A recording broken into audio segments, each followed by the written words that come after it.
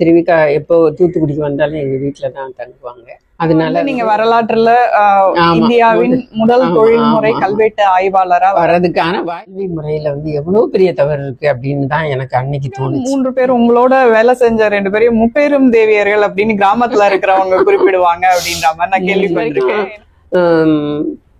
கல்வெட்டு ஆய்வாளராகவே வெளியே போன பெண்கள் உண்டு. 1961 ஆரம்பிச்சாங்க இந்த துறையை ஆரம்பிச்சதுடைய நோக்கமே இதுவரைக்கும் படியெடுக்கப்படாத கல்வெட்டுகள் அனைத்தும் படியெடுக்கப்பட வேண்டும். சம்பளம் வாங்கும் போது எங்களுக்கு ஈக்குவலா இவங்க சம்பளம் வாங்குறாங்களே அப்படின்னு அந்த வார்த்தைகள் கேட்டிருக்கோம். 4 பேரை கூப்பிட்டு உங்க ஊர் பேர் இந்த கல்வெட்டுல இருக்கு பார்த்தீங்களா அப்படின்னு சொல்லி கரெக்டா அதை தான் சொல்லுவோம். அப்படியே அட்ராக்ட் ஆயிடுவாங்க. அவங்க கிடையாது, எல்லாத்தையும் எடுத்துடணும். அது துண்டு கல்வெட்டாக இருந்தா கூட எடுத்துடணும் அப்படின்றது தான். அந்த ஒரு ஏடை தூக்கி வைக்கிறதுக்கே 2 பேர் வேணும். அப்படி தூக்கி கொடுத்தாதான் நம்ம.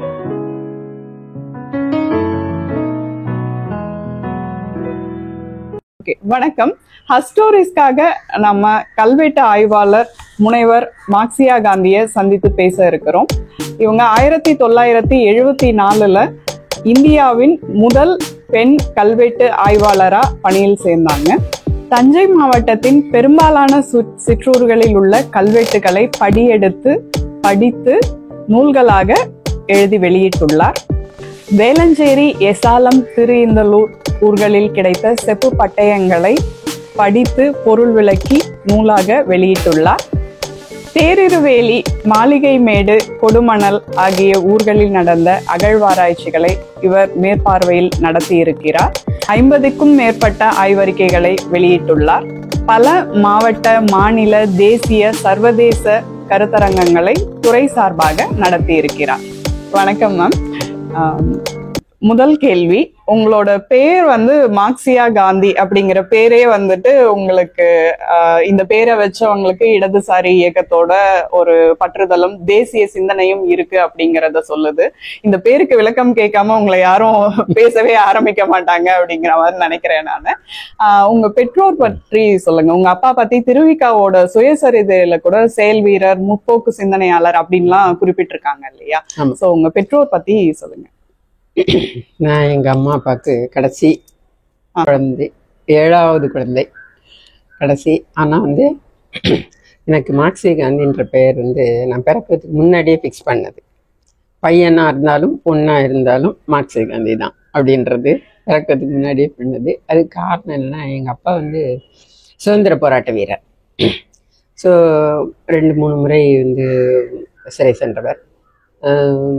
ஒத்துழையாமை இயக்கம், உப்பு சத்தியாகிரகம் போன்றதுல. அதோட அவர் தூத்துக்குடி அவருடைய சொந்த ஊர். வஉசி பிறந்தவன்.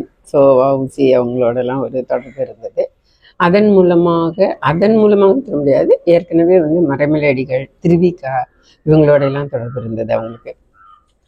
அதனால திருவிக்கா மார்க்சியமும் காந்தியமும் அப்படின்ற மாதிரி 2ஐயும் இணைத்து, அதாவது கோல் மார்க்சியமாக இருக்கணும், வழி காந்தியமாக இருக்கணும். அப்கோர்ஸ் இது 2 சேரவே சேராது.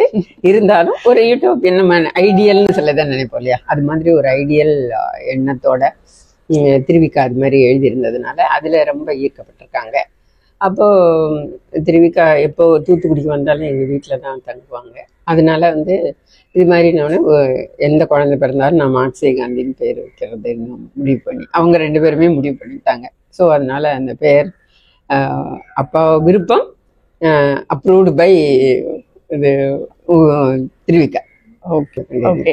அப்பா என்ன வேலை செஞ்சுட்டு இருந்தாங்க? அப்பா ஒரு தொடர்ந்து நிரந்தரமான எந்த வேலையிலயும் இருக்கல, இயக்க பணிகள் இருந்தாங்க. சில நேரங்கள்ல ஆஃப்டர் இண்டிபெண்டன்ஸ், சுதந்திரத்துக்கு பிறகு சில இந்த காதி, அப்புறம் கோஆபரேட்டிவ் சொசைட்டிஸ் அந்த மாதிரி சில வேலை பார்த்தாங்க. ஆனா அம்மா முதல்ல இருந்து வேலை பார்த்தாங்க. திருமணமானதுல இருந்தே, திருமணமான உடனே அப்போ அவங்க வேலை பார்க்கல. அப்போ 1935 அப்போ அப்பா அங்கே இருந்து சென்னைக்கு செவிலியர் பயிற்சிக்காக அனுப்புனாங்க அம்மாவை. தூத்துக்குடியில இருந்து சென்னைக்கு. சென்னையில தான் அப்போ படிக்க முடியும். சென்னையில எக்மோர்ல இந்த குழந்தைகள் தாய் சேய் நல மருத்துவமனை இருக்கு இல்லையா, அதுல தான் படிச்சாங்க. ஸோ அது 1932 to 35 அந்த பீரியட்ல அவங்க வந்து படிச்சாங்க. அதுக்கப்புறம் படிச்சு முடிச்சதுல இருந்து தொடர்ந்து பணியில இருந்தாங்க. அதனால சென்னையிலேயே வேலையில இல்ல அப்பெல்லாம் சென்னைக்கு எங்களுக்கு சம்பந்தமே இல்லை. நெல்லை மாவட்டம் தான். ஆனா நெல்லை மாவட்டத்துக்குள்ள அப்பெல்லாம் வந்து டிஸ்ட்ரிக்ட் போர்டு ஹாஸ்பிட்டல்ஸ்ன்னு இருக்கும். அந்த டிஸ்ட்ரிக்ட் போர்டு ஹாஸ்பிட்டல்ஸ்ல ஒர்க் பண்ணுவாங்க அவங்க. ஸோ எங்கெங்கெல்லாம் அந்த போர்டு ஹாஸ்பிட்டல்ஸ் இருக்கோ அந்த ஊர்களுக்கெல்லாம் டிரான்ஸ்ஃபர் இருக்கும் அம்மாவுக்கு. ஸோ அம்மா டிரான்ஸ்ஃபரை ஒட்டி நாங்களும் பல இடங்களுக்கு போயிருக்கோம். நான் கடைசியா இருந்ததுனால எனக்கு ரொம்ப எளிமையா இருந்தது. எனக்கு முன்னாடி உள்ளவங்கலாம் கொஞ்சம் என்னை விட பெரியவங்க. அதனால அவங்கெல்லாம் ஓரளவு கொஞ்சம் அப்படி இப்படி செட்டில் ஆயிட்டாங்க. நான் கடைசி வரைக்கும் ஒரு ஊரா போயிட்டு இருந்தேன். இருந்தாலும் கடைசியில ஒரு 10வது அப்பெல்லாம் வந்து 11th ஸ்டாண்டர்ட், இப்போ 12th சொல்றோம் இல்லைங்களா, 11th ஸ்டாண்டர்ட் 6th ஃபார்ம் அப்படி இருந்தது. ஸோ 5th ஃபார்ம்லயே கொண்டு போய் ஹாஸ்டலில் விட்டாங்க. ஏன்னா அந்த இயர் தான் அவங்க ரிட்டையர் ஆகிறாங்க. அதனால டிஸ்டர்ப் ஆகக்கூடாது அப்படின்றதுக்காக கொண்டு ஹாஸ்டலில் விட்டாங்க. ஸோ ஹாஸ்டல்லையே நான் இருந்தேன். அதுல இருந்து என்னுடைய திருமணம் வரைக்கும் நான் ஹாஸ்டல்ல தான் இருந்து படிச்சது எல்லாமே. ஓகே. படிச்சு முடிச்சுட்டு வேலைக்கு வந்த பிறகும் தொடர்ந்து. விடுதி வாழ்க்கை என்ன கத்து கொடுத்தது உங்களுக்கு? இவ்வளவு வருஷம் கழிச்சு, கிட்டத்தட்ட ஒரு 60 ஆண்டுகளுக்கு பிறகு அதை யோசிச்சு பார்க்கும்போது எனக்கு ரொம்ப தோன்றது என்னன்னா, விடுதி வாழ்க்கை வந்து முதல்ல மகிழ்ச்சியான வாழ்க்கை. அந்த நிறைய நண்பர்கள் கிடைக்கிறதுக்கு, அதோட அங்கே இருந்தது வந்து நான் இருந்த ஊரும் ரொம்ப அருமையான ஒரு ஊர். குற்றாலம் அருவியோடு சேர்ந்த ஊர், ஒரு இயற்கையான சூழல். கல்லூரி வந்து ஒரு நல்ல ஒரு பெரிய அடர்ந்த காட்டுக்குள்ள கல்லூரி, விடுதியும் அங்கதான். அதனால என்ஜாய்டு அப்படிதான் சொல்லணும். படிக்கிறத விட என்ஜாய் பண்ணது அதிகமா இருந்தது.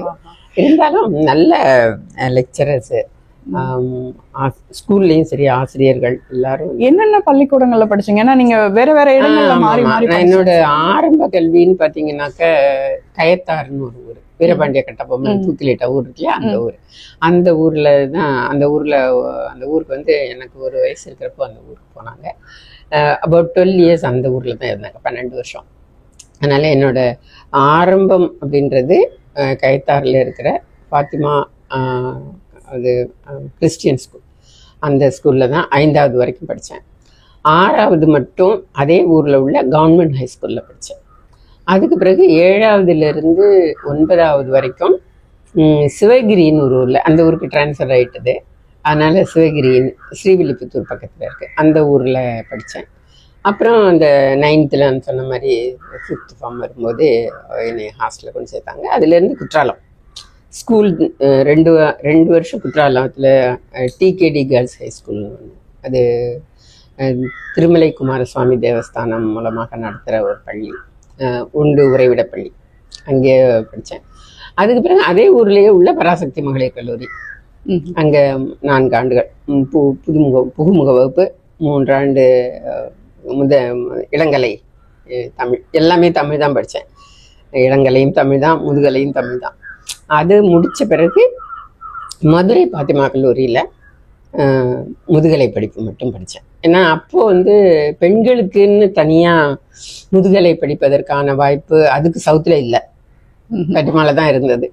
அதனால ஆனால் வேட்டிமாலை படித்தது வந்து எனக்கு ஒரு உண்மையிலேயே ரொம்ப ஒரு வாய்ப்புன்னு சொல்லணும். ஏன்னா அந்த நேரத்தில் எங்களுக்கு அப்போல்லாம் முதுகலையில் ஒரு கல்லூரியில் நம்ம படித்தா கூட வேறு சில கல்லூரிகள்லையும் கிளாஸ் இருக்கும். அது மாதிரி தியாகராஜர் கல்லூரி, மதுரை காமராஜர் பல்கலைக்கழகம், பாட்டிமா 3லையும் வகுப்புகள் இருக்கும். ஒரு வாரத்தில் ஒரு நாள் அங்கே, ஒரு நாள் இங்கே, ஒரு நாள் இங்கே, அப்படி மாற்றி மாற்றி போவோம். ஸோ 3 ப்ரொஃபஸர்ஸும் எங்களுக்கு ப்ரொஃபஸர்ஸ். ஓகே. தியாகராஜரில் தமிழர்கள், மதுரை காமராஜர் பல்கலைக்கழகத்தில் ஆசா ஞான சம்பந்தம், எங்களுக்கு சக்தி பெருமாள். ஸோ இவங்க எல்லாருமே வகுப்பெடுத்து இவ்வளவு பெரிய ஆளுமை கிட்ட இருந்து படிக்கிறதுக்கான வாய்ப்பு. இப்போ ரொம்ப எல்லாராலையும் பாராட்டப்படுகின்ற ராஜம் இருக்காங்க இல்லையா, டிரான்ஸ்லேட்லாம் படி, அவங்க பாத்திமா கல்லூரியில் எனக்கு ஆசிரியை அவங்க. அப்புறம் இன்னொரு செண்பகம்னு ஒரு மேடம் இருந்தாங்க, அவங்களும் ரொம்ப நல்ல கம்பேரிட்டிவ் லிட்ரேச்சர், சங்கம் லிட்ரேச்சர் ரொம்ப நல்லா நடத்துவாங்க. அவங்க தான் முதல்ல எனக்கு கைலாசபதியை அறிமுகம் செய்து, அப்போ அவர் தான் முதல்ல கம்பேரிட்டிவ் லிட்ரேச்சர் சங்க இலக்கியத்துக்கு பண்ணினவர், புத்தகம் வெளியிட்டவர். அவங்க தான் முதல்ல எனக்கு கைலாசபதி அறிமுகம் செஞ்சாங்க. அப்போ அவர் இடதுசாரி சிந்தனையாளர், அதெல்லாம் தெரியாது. ஆனால் சங்க இலக்கியத்தை ஒரு அறிவியல் பார்வையோட பார்க்க முதல் அறிமுகம் அப்படின்னு சொன்னா அதுதான். செண்பகம் அறிமுகப்படுத்தின கைலாசப்தியோட தமிழ் ஹீரோயிக் ஏஜ் அந்த நூல் தான் முதல். அது ஒரு மகிழ்ச்சியானது.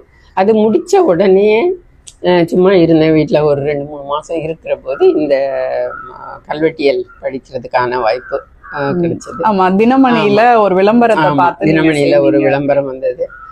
அதை பார்த்து, அதை பத்தி ஒண்ணுமே தெரியாது, தொல்லியல் பத்தி எதுவும் தெரியாது, கல்வெட்டு பத்தி தெரியாது. ஆனா அதிகபட்சமாக தமிழ்நாட்டு வரலாறும் பண்பாடும்னு ஒரு பேப்பர் இருக்கும் எங்களுக்கு. இளங்கலையிலயும் இருக்கும், முதுகலையில இருக்காது, இளங்கலையில இருக்கும். அந்த பேப்பர்ல நான் எப்பவுமே நிறைய மார்க் வாங்குவேன். அது என்னன்னு தெரியல, அது ரொம்ப பிடிக்கும் எனக்கு. யூனிவர்சிட்டி லெவலில் அதில் அந்த சப்ஜெக்ட்டுக்கு மட்டும் மெடல் வாங்கினேன். ஸோ அந்த இளங்கலை இல்லை, அது எனக்கு ரொம்ப பிடிச்ச சப்ஜெக்ட். ஒருவேளை அது அதனுடைய தாக்கமோ என்னவோ தொடர்ந்து அது எனக்குள்ளேயே அது அந்த ஆர்வம் இருந்திருக்கோ என்னவோ தெரியல. அப்போ அது என்னால் அப்போல்லாம் அதை புரிஞ்சுக்கலாம் முடியல. இங்கே வந்த பிறகு சும்மா தான் அப்ளை பண்ணேன். இன்டர்வியூ கூப்பிட்டாங்க, வந்தோம். ஒரு 90 பேர் வந்திருந்தாங்க. 8 சீட்டு தான், 8 பேருக்கு தான் இடம். அதுலேயும் 1 பாண்டிச்சேரிக்கு கொடுக்கப்பட்டது. 7 தான், 7ல் கிடைச்சது. உடனே தொடர்ந்து படிக்க ஆரம்பிச்சோம். ஒரு வருட பட்டய படிப்பு, ஒரு கேலண்டர் இயர். ஒரு ஜூலைல ஆரம்பிச்சு அடுத்த ஜூன் வரைக்கும். ஜூலை 1ஆம் தேதி ஆரம்பிச்சாங்க, அடுத்த ஜூன் 31 வரைக்கும் ஒரு கேலண்டர் இயர். 73ல அந்த பட்டய படிப்பு படிச்சு 74 படிப்பு முடிஞ்ச உடனே நீங்க வேலையில முடிஞ்ச உடனே. அதுதான் நீங்க வரலாற்றுல இந்தியாவின் முதல் தொழில்முறை கல்வெட்டு ஆய்வாளரா வர்றதுக்கான வாய்ப்பு நான் எதிர்பார்த்து செஞ்சதில்லை. ஆனா எனக்கே கிடைத்த வாய்ப்பு அது, அவ்வளவுதான். எனக்கு ஒரு தனி முயற்சி எல்லாம் பண்ணலாம் இல்லை. நீங்க அந்த ஒரு வருட பட்டய படிப்புல யார் யாரெல்லாம் உங்களுக்கு வகுப்பு எடுத்தாங்க, அந்த அனுபவம், அந்த படிப்பு அனுபவம் பத்தி சொல்லுங்க. இது ஒரு ரொம்ப வித்தியாசமான ஒரு அனுபவம். ஏன்னா இந்த இந்த துறையை பத்தியோ இதுல என்னென்ன படிக்க போறோம் அப்படின்றத பத்தியோ எதுவுமே தெரியாத உள்ள நுழைஞ்சேன். வெறும் தனியா ஒரு தமிழ் மட்டுமே படித்த ஒரு முதுகலை பட்டதாரி, அவ்வளவுதான். வந்த உடனே முதல் வகுப்பு டாக்டர் நாகசாமி காலையில 10 மணிக்கு உள்ள வந்தார். 1 மணி வரைக்கும் கண்டினியூஸா நடத்தினார். உள்ள வந்த உடனே தமிழ் எழுத்துக்களை பேசவே இல்லை. வந்த உடனே போர்டில் தமிழ் எழுத்துக்களை, உயிர் எழுத்துக்களையும் மெய் எழுத்துக்களையும் எழுதி போட்டார். அது என்னவோ ஒரு கிரீக் ரோமன் ஏதோ ஒரு எழுத்து மாதிரி இருக்கு அப்படின்னு நினைச்சோமே தவிர இதுதான் தமிழ் எழுத்து அப்படின்னே நினைக்கல. அப்புறம் இதெல்லாம் என்னன்னு தெரியுமா அப்படின்றதான் முதல் கேள்வி. அவனை கேட்ட உடனே எல்லாரும் ஒருத்தர் பார்த்துக்கிட்டோம். ஏதோ இசட் மாதிரி இருக்கு சார், அது பார்த்தா ஏ மாதிரி இருக்கு சார் அப்படின்னு சொன்னோம், அவ்வளோதான். அப்புறம் தான் இதுதான் இந்த எழுத்து வடிவத்துல இருந்து தான் இன்னைக்கு நம்ம எழுதுகின்ற எழுத்து வடிவம் வந்திருக்கிறது அப்படின்னு சொன்னார். எனக்கு ஒரு பிரமிப்பு ஒரு பக்கம். இன்னொரு பக்கம் ரொம்ப ஒரு ஒரு மாதிரி ஒரு குற்ற உணர்வாகவே எனக்கு இருந்தது. ஒரு முதுகலை தமிழ் பட்டம் பெற்றேன் அப்படின்னு சொல்றதே எனக்கு கொஞ்சம் வெக்கமா இருந்தது. ஏன்னா நம்ம ஒரு முதுகலை அளவுக்கு ஒரு லாங்குவேஜ், ஒரு மொழியில படிக்கிறோம், எந்த மொழியா இருந்தாலும் சரி. அந்த படிக்கும்போது அதனுடைய எல்லா கூறுகளையும் நம்ம தெரிஞ்சிருக்கணும்ல. முதுகலை வாங்குறோம், இளங்கலையா இருந்தா கூட பரவாயில்ல, எதுவுமே தெரியாம இன்னைக்கு இருக்கிற எழுத்துக்கு ஒரு முந்தைய வடிவங்கள் இருந்தது, அது தொடர்ந்து மாறி மாறி வந்திருக்கு, இப்படி வந்திருக்கும், நமக்கு அப்படி ஒரு பெரிய நீண்ட எழுத்து வரலாறு இருக்கு அப்படின்றத ஒரு கனவுல கூட நினைச்சு பார்க்காத ஒரு செய்தி அது. அப்போ என்ன நம்மளுடைய கல்வி முறை இருக்கு, அது என்னோட தவறுன்னு எடுத்துக்காட்டி கூட கல்வி முறையில எவ்வளவு பெரிய தவறு இருக்கு அப்படின்னு தான் எனக்கு அன்னைக்கு தோணுச்சு. முதல் நாள் தோணுது. அதை தொடர்ந்து எழுத்துக்களை தொடர்ந்து அப்புறம் மற்ற எல்லாம் வகுப்பு தொடர்ந்து எடுத்தாரு. 3 மணி நேரம், ஒரு மணி வரைக்கும் தொடர்ந்து எடுத்தாரு. எழுத்து பற்றியே தான் எல்லாமே. அந்த 3 மணி நேரம் தொல்லியல் துறையை சேர்ந்தவர் இல்லையா? ஆமா, தொல்லியல் துறையில் இயக்குனராக இருந்தவர். அப்போ இயக்குனராக இருந்தவர். அந்த 3 மணி நேர வகுப்பு முடியும் போதே நான் இந்த துறை தான் நமக்கானது அப்படின்ற முடிவுக்கு வந்துட்டேன். அவ்வளவு செய்திகளை ஒரு எல்லாத்தையும் ஒப்புமைப்படுத்தி, இலக்கியம், தொல்காப்பியம், எழுத்தோடு சேர்ந்த தொல்காப்பிய சூத்திரங்கள், அதெல்லாம் இந்த தொல்காப்பிய சூத்திரங்கள் எல்லாம் மனப்பாடம் பண்ணியிருக்கோம், எக்ஸாம் எழுதியிருக்கோம், பொருள் எல்லாம் தெரியும். ஏன்னா இப்ப அளவு மோசம் இல்லை. அப்போ வந்து நல்ல தமிழ் படிச்சிருந்தா கூட இலக்கியத்திலே இலக்கணத்திலேயும் ஒரு நல்ல ஒரு பயிற்சி இருந்தது, புரிந்து கொள்ற அல்லது இன்டர்பிரட் பண்ற அந்த திறமை வளர்த்திருந்தாங்க. ஆனா மேபி அந்த அந்த கல்வி முறையில உள்ள பாடத்திட்டத்துல இதெல்லாம் சேர்த்திருந்திருக்குன்னா இதுவும் இது தெரிஞ்சிருக்கும். நல்ல ஆசிரியர்கள் தான் எல்லாமே. ஆனா ஒருவேளை அவங்களுக்கே இது தெரியாம இருந்ததுனால சேர்க்கலையோ என்னமோ தெரியல, அப்படி கூட இருக்கலாம். இன்னொன்னு, அப்போ வந்து இந்த தமிழ் எழுத்துக்கள்லாம் இப்ப நான் வந்து படிக்க வரும்போது 68, 69 தான் இதை வந்து பொருள் பொதிந்த கல்வெட்டுக்களாக படிக்கவே படிச்சிருந்தாங்க. அப்ப இந்த தமிழ் எழுத்துக்களையுமே வந்து இதுதான் மிக பழைய வடிவம் அப்படின்றது யாருக்குமே தெரியாது. அந்த ஒரு சூழல் இருந்தது, அதையும் நம்ம சொல்லணும். ஆனா அதுக்காக நமக்கு வந்து இது தெரியாதனால இது செய்யலைன்னு சொல்ல முடியாது. ஏன்னா வட்டெழுத்து எல்லாருக்கும் தெரியும். ஒரு 9ஆம் நூற்றாண்டுல இருந்து 5, 6ஆம் நூற்றாண்டுல இருந்து வட்டெழுத்து என்ற ஒரு வகை எழுத்து இருந்தது, அது தமிழை எழுதுவதற்கு பயன்படுத்தப்பட்டது அப்படின்ற செய்தி அப்ப நல்லா எல்லாருக்கும் தெரிந்த செய்தி தான். அது கூட பாடத்துல இல்லை. அதனால ரெண்டும் சொல்ல முடியாது. ஓகே, அதுதான் எனக்கு ஈர்ப்பு.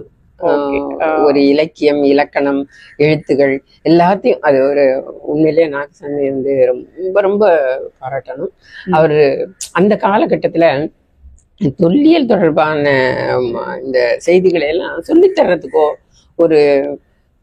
ஒரு நிறுவனமும் சென்ட்ரல் கவர்மெண்ட்ல ஒரு ஸ்கூல் ஆஃப் ஆர்கியாலஜி இருக்கு. அதுல வந்து எபிகிராஃபி கிடையாது, அகழாய்வு மட்டும்தான் சொல்லி தருவாங்க பெரும்பாலும். மற்றதெல்லாம் எபிகிராஃபி எப்படி இருக்கும்னா, பேலியோகிராஃபி இதெல்லாம் வந்து ஒரு தியரிட்டிக்கலா இருக்கும். அந்த எப்படி இருந்ததுன்னு நேரடி பயிற்சி அப்படின்றதோ, அந்த எழுத்துக்களை தொட்டு படிச்சு அதை படியெடுத்து அந்த மாதிரி விஷயங்கள்லாம் எதுவுமே கிடையாது. அங்க மட்டும் இல்ல, யூனிவர்சிட்டிலயுமே அப்போ இருந்தது, ஆர்கியாலஜி இருந்தது. அவங்களுக்குமே அந்த மாதிரி நாலேஜ் அப்படின்றது கிடையாது.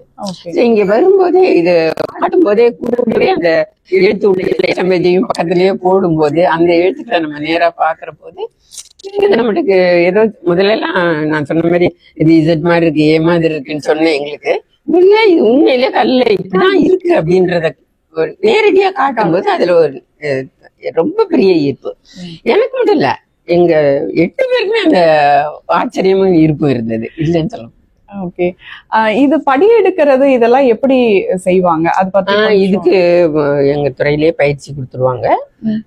இந்த கல்வெட்டு படி எடுத்தல் அப்படின்றது வந்து தொடர்ந்து கொஞ்ச நாள் ஒரு குறிப்பிட்ட அளவு நாள் செஞ்சோம்னாக்க நமக்கு சரியா வந்துடும். ஏன்னா அது மேனுவல் ஒர்க்கு தான், இருந்தாலும் ஒரு நகாசாக செய்ய வேண்டிய வேலை. எப்படி நம்ம முகத்துக்கு ஒரு மேக்கப் பண்றதுக்கு எவ்வளவு இம்பார்ட்டன்ஸ் கொடுக்குறோமோ அந்த அளவு முக்கியத்துவம் கல்வெட்டை படி எடுக்கிறதுக்கு கொடுக்கணும். ரொம்ப முக்கியமானது. ஏன்னா கல்வெட்டு இப்போ தமிழ் எழுத்துக்கள்லாம் உள்ள எழுத்துக்கள்லாம் பார்த்தீங்கன்னாக்கா பாறையில இருக்கும், சரியான சர்ஃபேஸ் இருக்காது, மேல் பகுதி ஒரு நல்ல செதுக்கி செய்யப்பட்ட ஒரு தரையா இருக்காது.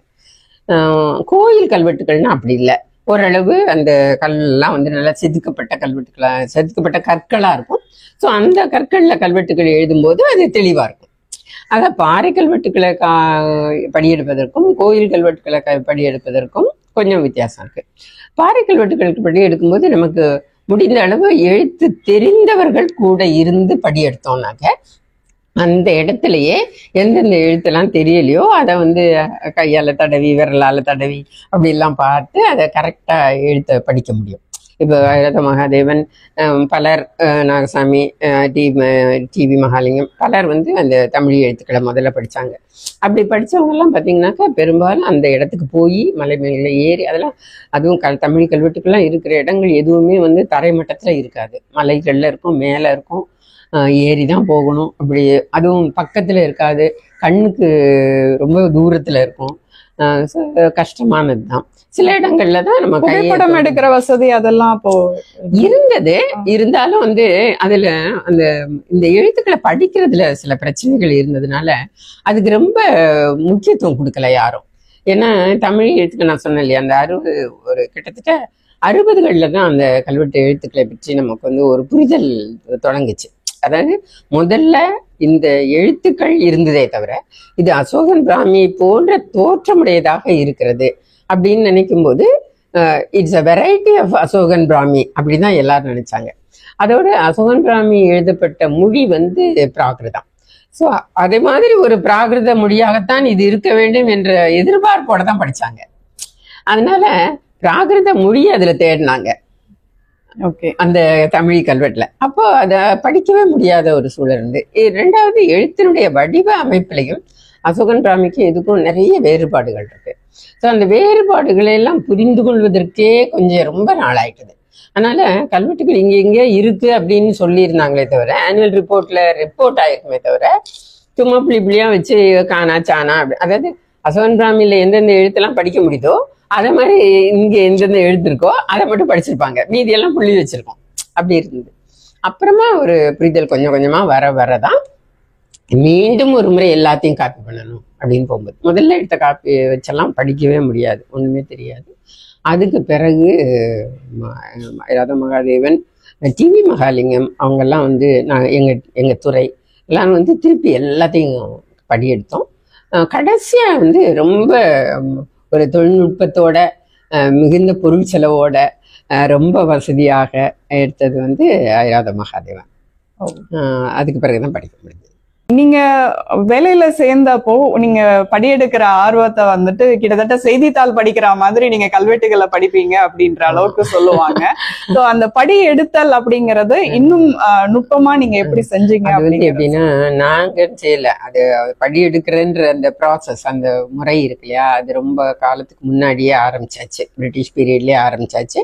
நாங்க ஒன்றும் புதுசா அதை செய்யல.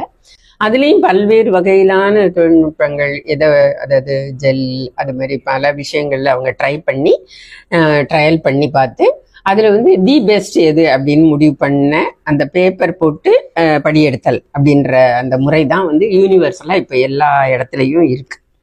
அந்த முறை தான் இப்பவும் எல்லா கல்வெட்டுகளும் படி எடுக்கிறோம். அது எப்படி எடுக்கணும்னாக்க, இப்போ கல்வெட்டு இருக்கிற அந்த பகுதி இருக்கு இல்லையா, ஒரு கட்டட பகுதியோ இல்லை மலையோ ஏதோ ஒன்று, அந்த இடத்த முதல்ல எந்த தூசி அழுக்கு இல்லாம கிளீன் பண்ணிக்கணும் முதல்ல. அதுக்கு பிறகு அது மேல கொஞ்சம் தண்ணி விடணும், அந்த சர்ஃபேஸ்ல, அது அந்த அந்த பரப்புல, எழுத்து இருக்கிற பரப்புல கொஞ்சம் தண்ணி விடணும். ஆனா அந்த தண்ணி வந்து காயவும் கூடாது, நல்ல நிறைய ஈரமாகவும் இருக்கக்கூடாது, ஒரு சரியான ஒரு அளவுல இருக்கணும். அப்படி இருக்கும்போது கிரீன் ஓ பேப்பர் அப்படின்னு ஒரு பேப்பர், அந்த பேப்பர் வந்து கொஞ்சம் திக்கா இருக்கும், அவ்வளவுதான், வேற ஒன்றும் இல்லை. கொஞ்சம் அதாவது லாங் ஸ்டாண்டிங்கா இருக்கணும் இல்லையா, அதுக்காக. ரெண்டாவது, சாதாரணமான பேப்பர்னா நீங்க தண்ணிக்குள்ள முக்கணும், ஏன்னா தண்ணியில முக்கி அது மேலே போடணும். ஸோ தண்ணியில முக்கி எடுக்கும்போது பிஞ்சு போயிடக்கூடாதுல்ல, அதனால இந்த கிரீன் ஓ பேப்பர்னு சொல்ற பேப்பர் அது கொஞ்சம் திக்கா இருக்கும், நல்ல குவாலிட்டி பேப்பர். ஸோ அதை வந்து ஒரு பெரிய, இப்போ பிரிண்டிங்க்கு வச்சிருக்கீங்க இல்லையா, பெரிய பெரிய பேப்பர்ஸ், அந்த இப்போ தெரியாது, டம்மி எல்லாம் சின்னது, சிலிண்டர் மிஷின் இருக்கும் முன்னாடி, பெரிய இப்போ இந்த போஸ்டர்ஸ் எல்லாம் போடுறாங்க, நியூஸ் பேப்பர் ஃபுல் சைஸ் அப்படியே இன்னும் பெருசா இருக்கும், அது டபுள் இருக்கும், அந்த சைஸ் பேப்பர் வச்சுப்பாங்க. அந்த பேப்பரை கல்வெட்டு எந்த அளவு இருக்கோ அதுக்கு தகுந்த மாதிரி அளவு எடுத்து கட் பண்ணிப்போம். முதல்லயே அந்த பேப்பரை வந்து வெட்டிட்டு அந்த தண்ணியில முக்கி, அந்த சுவர்ல இருக்கிற தண்ணீர் காயறதுக்கு முன்னாடி, அதே நேரத்தில் நிறைய தண்ணி இல்லாத சூழல்ல இந்த பேப்பரை அது மேல போடுவாங்க.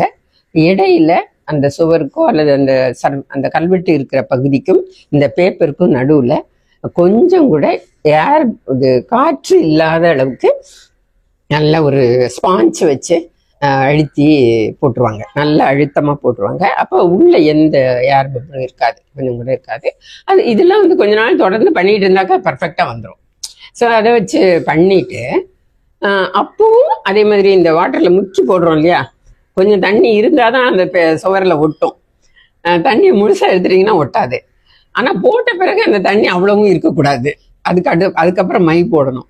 அப்போ அதுக்கும் அதே மாதிரியான ஒரு சரியான அளவுல அந்த ஈரப்பதம் இருக்கிற மாதிரி வச்சுக்கிட்டு, தனியா ஒரு கார்பன் டை ஆக்சைடு எடுத்துக்கிறோம். இப்பெல்லாம், முன்னாடி எல்லாம் பார்த்தீங்கன்னாக்க தனியா கறி இதெல்லாம் வாங்கி அதெல்லாம் கெட்டியா இருக்கும். இப்போ மாதிரி பவுடர்டே கிடையாது. அப்பெல்லாம் ஆஃபீஸில் அம்மி இருக்கும், அதை வச்சு கம் அதெல்லாம் வந்து போட்டு, அது பூச்சி வராமல் இருக்கிறதுக்காக அதெல்லாம் போட்டு அம்மியில் அரைப்போம். தட்டி அம்மியில் அரைச்சி நல்ல ஃபைன் பேஸ்டா சொல்றீங்களா? மயில் துத்தம். மயில் துத்தம். ஓகே. அதெல்லாம் போட்டு எல்லாத்தையும் இதெல்லாம் வந்து கொஞ்சம் ஊற வச்சிருவோம் முந்தின நாளே. கம், பிளாக் ஆக்சைடு, அப்புறம் மயில் துத்தம் இதெல்லாம் வந்து ஒரு 7-8 மணி நேரம் ஊறும். அதுக்கப்புறம் அதை எடுத்து அம்மியில் வச்சு அரைச்சி ஃபைன் பேஸ்ட் ஆக்கி அதை நாங்கள் தயார் பண்ணி ஒரு டப்பாவில் போட்டு எடுத்துகிட்டு போவோம். இதெல்லாம் இங்கே தயார் பண்ணிட்டு அப்புறம் வந்து ஒரு பஃப் மாதிரி இப்போ நம்ம பவுடர் போடுறதுக்கு வச்சுருக்கிறோம் இல்லையா, அது மாதிரி. ஆனால் கொஞ்சம் திக்காக இருக்கும். ஒரு பெரிய சைஸ் அதாவது ஒரு 9 இன்ச்சுக்கு 9 இன்ச்சு சைஸில் ஒன்று, அப்புறம் ஒரு 2x2 இன்ச்சஸில் ஒன்று 2 டேபர்னு பேர் அதுக்கு. அதில் அந்த பெரிய இதில் அந்த மையை எடுத்து வச்சு சின்னதால் அதை நல்லா அந்த சர்ஃபேஸை நல்லா வழவழப்பாக வச்சுக்கிட்டு இதை எடுத்து அந்த பேப்பர் மேலே போட்டோன்னா என்ன ஆகும்னா, அந்த எழுத்துக்கள் இருக்கிற பகுதி ஒரு பள்ளமாக இருக்கும் இல்லையா, இந்த பேப்பரில் அடிச்சிருக்கோம்ல, நம்ம இங்கை போட்டுட்டு ஒரு ப்ரெஷ்ஷால் அதை பீட் பண்ணுவாங்க. பீட் பண்ணும்போது எழுத்து உள்ள இடத்துலலாம் அந்த பேப்பர் உள்ளே போய் பதிஞ்சுக்கும். வெறும் சர்ஃபேஸ் வந்து கொஞ்சம் மேலே இருக்கும். அது இப்போ நம்ம பவுடர் போடும்போது சரியாக நீங்கள் போடலைன்னா கண்ணுக்கிட்ட மட்டும் பவுடர் போகாதுல்ல, அதே தான், இதுதான், வேற ஒன்றுமே இல்லை. ஸோ நீங்கள் வந்து இந்த இங்கை போடும்போது எழுத்து பகுதி ஃபுல்லாக ஒயிட்டாக இருக்கும், வெள்ளைய வண்ணத்தில் இருக்கும், மீதி எல்லாம் கருப்பாக இருக்கும். அப்போ எழுத்து ரொம்ப நல்லா தெரியும். அந்த ஈரம் கரெக்டாக அந்த பேப்பரை விழறதுக்கு முன்னாடி கரெக்டாக அது எல்லாத்தையும் எடுத்து அங்கேயே நீளமாக விரித்து காய வச்சுருவோம். அட்லீஸ்ட் குறைஞ்சபட்சம் அந்த ஈரத்தன்மை இல்லாத அளவுக்கு காய வச்சுட்டு அது பின்னாடி எந்த இடத்துல எடுத்தோம் அப்படின்ற அந்த லொக்கேஷன், அது எதில் எழுதுனோம், எந்த ஊர், எந்த இடத்துல எடுத்தோம், ஒரு கோயிலாக இருந்தாக்கா எந்த சைடில் எடுத்தோம், அதுக்கு லொக்கேஷன் கரெக்டாக பர்ஃபெக்டாக வர மாதிரி எழுதுவோம். பெரும்பாலும் கோயில்களில், நம்ம ஊர் கோயில்களில் வந்து வடக்கு பக்கத்தில் இந்த கல்வெட்டுக்கள் ஆரம்பிக்கும். ஏன்னாக்கா நம்ம எழுத்து முறை வந்து இடது பக்கம் இருந்து வலது பக்கம் போகிறது. அதனால இடது ஓரம் என்பது பெரும்பாலும் கிழக்கு பார்த்த கோயில்களில் வடக்கு பக்கம் இருக்கும், அதில் ஆரம்பிக்கும். அதுலேயும் கோயில்களில் வந்து அந்த கருவறையும் அர்த்த மண்டபம்னு சொல்கிற அந்த குறைந்தபட்ச ஒரு கோயில் அமைப்பு இருக்கு இல்லையா, அதுதான் இருக்கிறதுலே பழசாக இருக்கும் எந்த கோயிலில் நீங்கள் போய் பார்த்தீங்கன்னா. அதுக்கப்புறம் அந்த முன் மண்டபம், மகா மண்டபம் அதெல்லாம் அப்புறம் இருக்கும். சரி, இந்த நீங்கள் மிக பழைய கோயில்கள் சின்ன கோயில்களாக இருந்திருக்கும், அது பெரும்பாலும் அர்த்த மண்டபத்தினுடைய வடக்கு பகுதியில் அந்த கல்வெட்டு தொடங்கும். இது வந்து போய் பார்த்து அது அனுபவத்தின் அடிப்படையில் நம்ம தெரிஞ்சுக்கிறது. ஸோ அதை காப்பி பண்ணிட்டு வந்தோம்னா ஃபுல்லாக. அப்புறம் சுவரில் இருக்கிறது இப்படி இல்லை. இன்னொன்று, கல்வெட்டு காப்பி பண்ணும்போது ரொம்ப முக்கியமாக கவனிக்க வேண்டிய ஒரு செய்தி என்னன்னா, சரியாக இப்போ இது முடிஞ்சோடனே இது முடிஞ்சோடனே இது இப்படியெல்லாம் எழுதியிருக்க மாட்டாங்க. எங்கெங்கெல்லாம் இடம் கிடைக்குதோ அங்கெல்லாம் எழுதியிருப்பாங்க. இப்போ வந்து ஒரு முதல்ல உள்ள கிங் வந்து நல்ல வசதியான சுவர் பகுதிகள்லாம் கொஞ்சம் அகலமாக இருக்கும், அதுல எல்லாம் எழுதிட்டு போயிடுவார். அல்லது முதல்ல எழுதினவங்கெல்லாம் அந்த சுவரில் கூட எழுதலை. ரொம்ப ஏழி கல்வெட்டெல்லாம் பார்த்தீங்கன்னாக்கா கரெக்டாக அந்த அர்த்த மண்டபத்தில் ஆரம்பித்து கருவறை முடிஞ்சு அந்த பக்கம் தெற்கு பக்கம் அர்த்த மண்டபம் வரைக்கும் அது போகும்.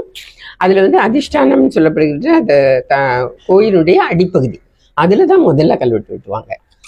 அதில் தான் இருக்கும் மிக பழைய கல்வெட்டுகள், அதில் இருக்கும். ஸோ அந்த இடம் ஃபுல்லாக ஃபில்லப் ஆயிருமா, அப்புறம் வர அரசர்கள் என்ன பண்ணுவாங்க, சுவரில் அடிப்பாங்க. அப்போ சுவரில் அடிச்சுட்டு வரும்போது கீழே வரும்போது அவங்களுக்கு கல்வெட்டு முடியலை, இடம் இருக்கணும், எழுதணும், இன்னும் கொஞ்சம் 2 வரி 3 வரி இருக்குன்னா என்ன பண்ணுவாங்கன்னா, இந்த கல்வெட்டுல எல்லாம் எங்கேயாவது இடம் இருந்தா அதுல போய் அடிச்சுட்டு போயிடுவாங்க. சம்மந்தம் இல்லாம 2 வரி எங்கேயாவது இருக்கும். ஸோ இதுக்கு என்ன பண்ணணும்னா, அந்த கல்வெட்டு முடிகிற இடம் எங்க ஆரம்பிக்குது எங்க முடியுது, அந்த கல்வெட்டு கம்ப்ளீட் ஆயிருக்கா, அப்படி ஆகாத பட்சத்துல இந்த வரி எங்க இருக்கு அது எல்லா இடத்தையும் தேடி, அதையும் நாங்கள் என்ன பண்ணுவோம்னா, அதை ஞாபகம் வச்சுக்கலாம் பண்ண முடியாது. இந்த கல்வெட்டு காப்பி பண்ண வரின்னு கடைசியில் கொஞ்சம் ஒயிட் பேப்பர் கொஞ்சம் இருக்குல்ல, அதில் போய் எழுதி வச்சிருவோம் கையாலேயே. ஏன்னா அங்கே போய் அதை ஆஃபீஸ்க்கு போன பிறகு அதை திருப்பி ட்ரேஸ் அவுட் பண்ணி படிக்கிறதுன்றது ரொம்ப கஷ்டம். ஆனால் அங்கேயே படிக்கிறது ரொம்ப எளிமை. ரொம்ப எளிமைன்னா ஒரு நல்ல தேர்ந்த கல்வெட்டாய்வாளராக இருந்தால் எங்கே இருக்கு, எங்கெங்க இருக்கும், எங்கே இடம் இருக்கு, இந்த கல்வெட்டு எங்கே முடியுது, எங்கே இடம் இருக்கு, அதை பார்த்து அதை கரெக்டாக கோஆர்டினேட் பண்ணி எழுதிடுவாங்க. இதுதான் கல்வெட்டு படி எடுக்கிறது. இது இல்லாம தனி கல்வெட்டுகளாக இருக்கு பாருங்க, இப்போ நடுகற்கள், மலையில இருக்கிற கல்வெட்டுகள், அதெல்லாம் எடுக்கிறது ரொம்ப கொஞ்சம் கஷ்டமானதுதான். ஏன்னா அதுக்கெல்லாம் பெரிய பெரிய கிளைம் பண்றதுக்கான இதெல்லாம் போட்டு இது பரண் மாதிரிலாம் போட்டு அது மேலே சாரெல்லாம் கட்டி அது மேலே நின்று அப்படி எடுப்பாங்க. ஏன்னா அது ரொம்ப கஷ்டம். ரொம்ப உயரத்துல எல்லாம் எடுக்க வேண்டியது இருக்கும். அதே மாதிரி நடிகர்கள் பொறுத்த வரைக்கும் தேடி தேடி இருக்கணும். இப்போ கோயில் கல்வெட்டுக்களை எடுக்கிறதுன்றது படி எடுத்தல்ன்றது ஒரு பக்கம். அந்த கல்வெட்டுக்களை என்ன மாதிரி கல்வெட்டுக்களை எப்படி இருக்கும், எங்கெங்க தேடணும் அப்படின்றது இருக்குல்ல. நடிகர்கள் பார்த்தீங்கன்னா ஊருக்குள்ளேயே இருக்காது பெரும்பாலும், எல்லாம் எங்கெங்கேயாவது தனித்தனியா இருக்கும். மலையில இருக்கும், மலையில இருக்காது, காடுகள்ல இருக்கும், ஊரை விட்டு தனியா இருக்கிற இடங்கள்ல இருக்கும். ஸோ அதெல்லாம் நினைவிடமா அது வைக்கிறது தானே தேடி எடுக்கிறது ரொம்ப ரொம்ப கஷ்டமான பணி. களப்பணியில ரொம்ப கஷ்டமானதே அதுதான். சவாலான பணியா தான் இருக்கு. அதையும் பெண்கள் 3 பேர் உங்களோட வேலை செஞ்ச 2 பேரையும் முப்பெரும் தேவியர்கள் அப்படின்னு கிராமத்துல இருக்கிறவங்க குறிப்பிடுவாங்க அப்படின்ற மாதிரி நான் கேள்விப்பட்டிருக்கேன். ஏன்னா நீங்க சைக்கிள்ல அந்த காலத்துல சைக்கிள்ல நீங்க போவீங்க, வேற வழியே கிடையாது, வேற வழி கிடையாது. அனுபவம் போனாதான் செய்ய முடியும். ஏன்னா கல்வெட்டாய்வுல களப்பணின்றது ரொம்ப ரொம்ப இருக்கிறதுல கொஞ்சம், அதாவது உடல் உழைப்பு தேவைப்படுகின்ற ஒரு பணி. அதை படி எடுக்கிறதுக்கு எங்களுக்கு எல்லா அசிஸ்டன்ஸும் இருந்தா கூட, இப்போ நான் சொன்னேன் இல்லையா, இது மாதிரி கரெக்டாக எங்கே இருக்குங்க, வெயில் நேரம் மழை எல்லாத்தையும் கவனித்து கரெக்டாக போகணும். அதோட நாங்கள் வந்த பிறகு, அதுக்கு முன்னாடி அந்த முறை இல்லை. அப்போல்லாம் ஏஎஸ்ஐ காப்பி பண்ணும்போது என்ன பண்ணாங்கன்னா, ரொம்ப முக்கியமான நிறைய கல்வெட்டுக்கள் இருக்கிற கோயில்கள் அல்லது பாடல் பெற்ற ஸ்தலங்கள் அல்லது நல்ல இருக்கிற கோயில்களுக்கு போய் அவங்க எல்லாத்தையும் காப்பி பண்ணிட்டாங்க. அப்படி காப்பி பண்ணும்போது அவங்க என்ன பண்ணாங்கன்னா, நல்ல தெளிவாக இருக்கிற, முதல்ல இருந்து கடைசி வரைக்கும் தெளிவாக இருக்கிற கல்வெட்டுக்கள் அதெல்லாம் அவங்க பார்த்து கவனமாக எடுத்து காப்பி பண்ணிட்டு வந்திருக்காங்க. அதை படித்து தான் எஸ்ஐ வால்யூம்ஸாக போட்டிருக்காங்க. பட் நாங்கள் வந்த காலத்து அதனால அது ஒரு கம்ப்ளீட்டான இது இருக்காது அதில். அங்கே ஒன்று இங்கே நீங்கள் ஒரு டிஸ்ட்ரிக்ட் எடுத்துக்கிட்டிங்கன்னா இப்போ ஒரு எத்தனை ஊரோ எத்தனை எடுத்திருப்பாங்க, எது எது முக்கியமானது. பட் டிஸ்ட்ரிக்ட் வைஸாக எல்லா இடத்துல உள்ள கல்வெட்டுகளையும் காப்பி பண்ணணும், எல்லாத்தையும் படி எடுக்கணும் அப்படின்ற திட்டமே ஒவ்வொரு கிராமமா நீங்க அந்த எல்லாத்தையும் படி எடுக்கணும்ன்ற அந்த திட்டமே தமிழ்நாடு அரசு தொல்லியல் துறையில தான் ஆரம்பித்தோம். ஏன்னா 1961 ஆரம்பிச்சாங்க இந்த துறையை.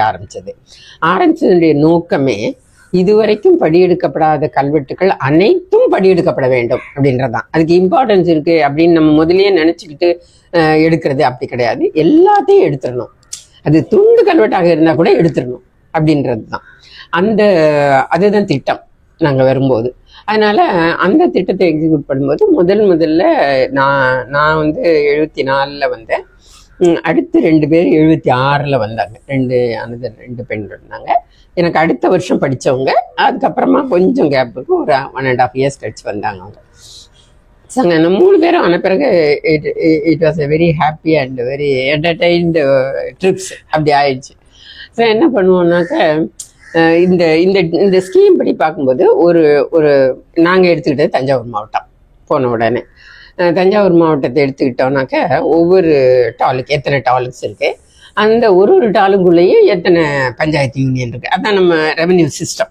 அதுபடி அந்த பஞ்சாயத்து யூனியனை எடுத்துப்போம். ஒரு யூனியன் நாங்கள் முதல்ல எடுத்துக்கிட்டது கிழக்கு தஞ்சாவூர் திருத்துறைப்பூண்டி டாலுக்கு. அந்த திருத்துறைப்பூண்டி டாலுக்கு கொஞ்சம் நிறைய கல்வெட்டுகள் இல்லாது, அதனால ஒரே கேம்ப்ல முடிச்சிட்டோம். அதை திருத்துறைப்பூண்டி கல்வெட்டுக்களை 3 பேரும் போய் ஒரே 12 நாள் என்னவோ 12 நாளே எல்லாத்தையும் படி எடுத்துட்டு எல்லாத்தையும் படிச்சு ஒரு 6 மாசத்துக்குள்ள புத்தகமே வந்துருச்சு. அது மாதிரி பண்ணோம். அதுக்கு பிறகு பார்த்தீங்கன்னாக்கா நீங்கள் ஒவ்வொரு பஞ்சாயத்து யூனியனாக எடுத்துப்போம். அப்போ அங்கே எங்களுக்கு இன்னொரு முக்கியமான விஷயம் என்னென்னா, அது பெண்களா ஆண்களா அதெல்லாம் அடுத்த விஷயம். பொதுவாக மாநில தொல்லியல் துறைகள், நான் குறிப்பான எங்கள் துறைகள்லாம் நாங்கள் கேம்ப் போகும்போது ஒரு நாள் படி என்பது மட்டும்தான் கொடுக்கப்படும். நீங்கள் தங்குறதுக்கு என்றோ அல்லது அதெல்லாம் எங்களுக்கு தனியாக வசதி கிடையாது. நீங்கள் லாட்ஜில் எல்லாம் போய் தங்கிட்டோ அல்லது பணம் எல்லாம் கிளைம் பண்ணுறதோ அதெல்லாம் ஒன்றுமே பண்ண முடியாது. ஒரு நாளைக்கு இவ்வளவுன்னு ஒரு அமௌண்ட் இருக்கும், அவ்வளோதான். அது நம்ம ரூம்லாம் போட்டு தங்குற அளவுக்கெல்லாம் பண்ண முடியாது. அப்போ தங்கவும் முடியாது. அந்த காலகட்டத்தில் பெண்கள் போய் தனியாக லாட்ஜில் எல்லாம் தங்குறதுன்றது ரொம்ப பெரிய விஷயம். 2வது நாங்களே எங்களுக்குள்ள ஒரு கட்டுப்பாடு, பொதுவாக லாட்ஜில் போய் தங்கக்கூடாது அப்படின்றத நாங்கள் எங்களுக்குள்ள முடிவு பண்ணிக்கிட்டோம். எங்களுக்குள்ள, ஏன்னா அது நமக்கு ஹைலி ரிஸ்க், நம்ம தேவையில்லாத ஒரு இதில் மாட்டக்கூடாது அப்படின்றதுக்காக. அதனால என்ன பண்ணுவோம்னா, பெரும்பாலும் அரசு அலுவலகங்கள்லேயே தங்குவோம். அரசு அலுவலகம் இப்ப ஒரு பஞ்சாயத்து யூனியன் எடுத்துக்கிட்டீங்கன்னாக்கா பஞ்சாயத்து யூனியன் ஆஃபீஸ் இருக்கும் கண்டிப்பா. அந்த ஆஃபீஸ்ல அந்த கமிஷனருக்குன்னு ஒரு ரூம் இருக்கும். ஆனா அந்த ரூம் ஆஃபீஸ் ரூம் போலயே இருக்கும் கண்டிப்பா. அது கொஞ்சம் கஷ்டம். ஆனா ஒவ்வொரு பஞ்சாயத்து யூனியன்லையும் சேர்மனுக்குன்னு ஒரு ரூம் இருக்கும். அந்த ரூம்ல எந்த பொருளும் இருக்காது. அதாவது ஃபைல் கீழ் அதெல்லாம் ஒண்ணுமே இருக்காது. ஒரு கொஞ்சம் ஓரளவு வசதியா ஃபேனு இது எல்லாமே இருக்கும். ஒரே ஒரு டேபிளும் ஒரு சேரும் தான் இருக்கும். அப்படி இருக்கும்.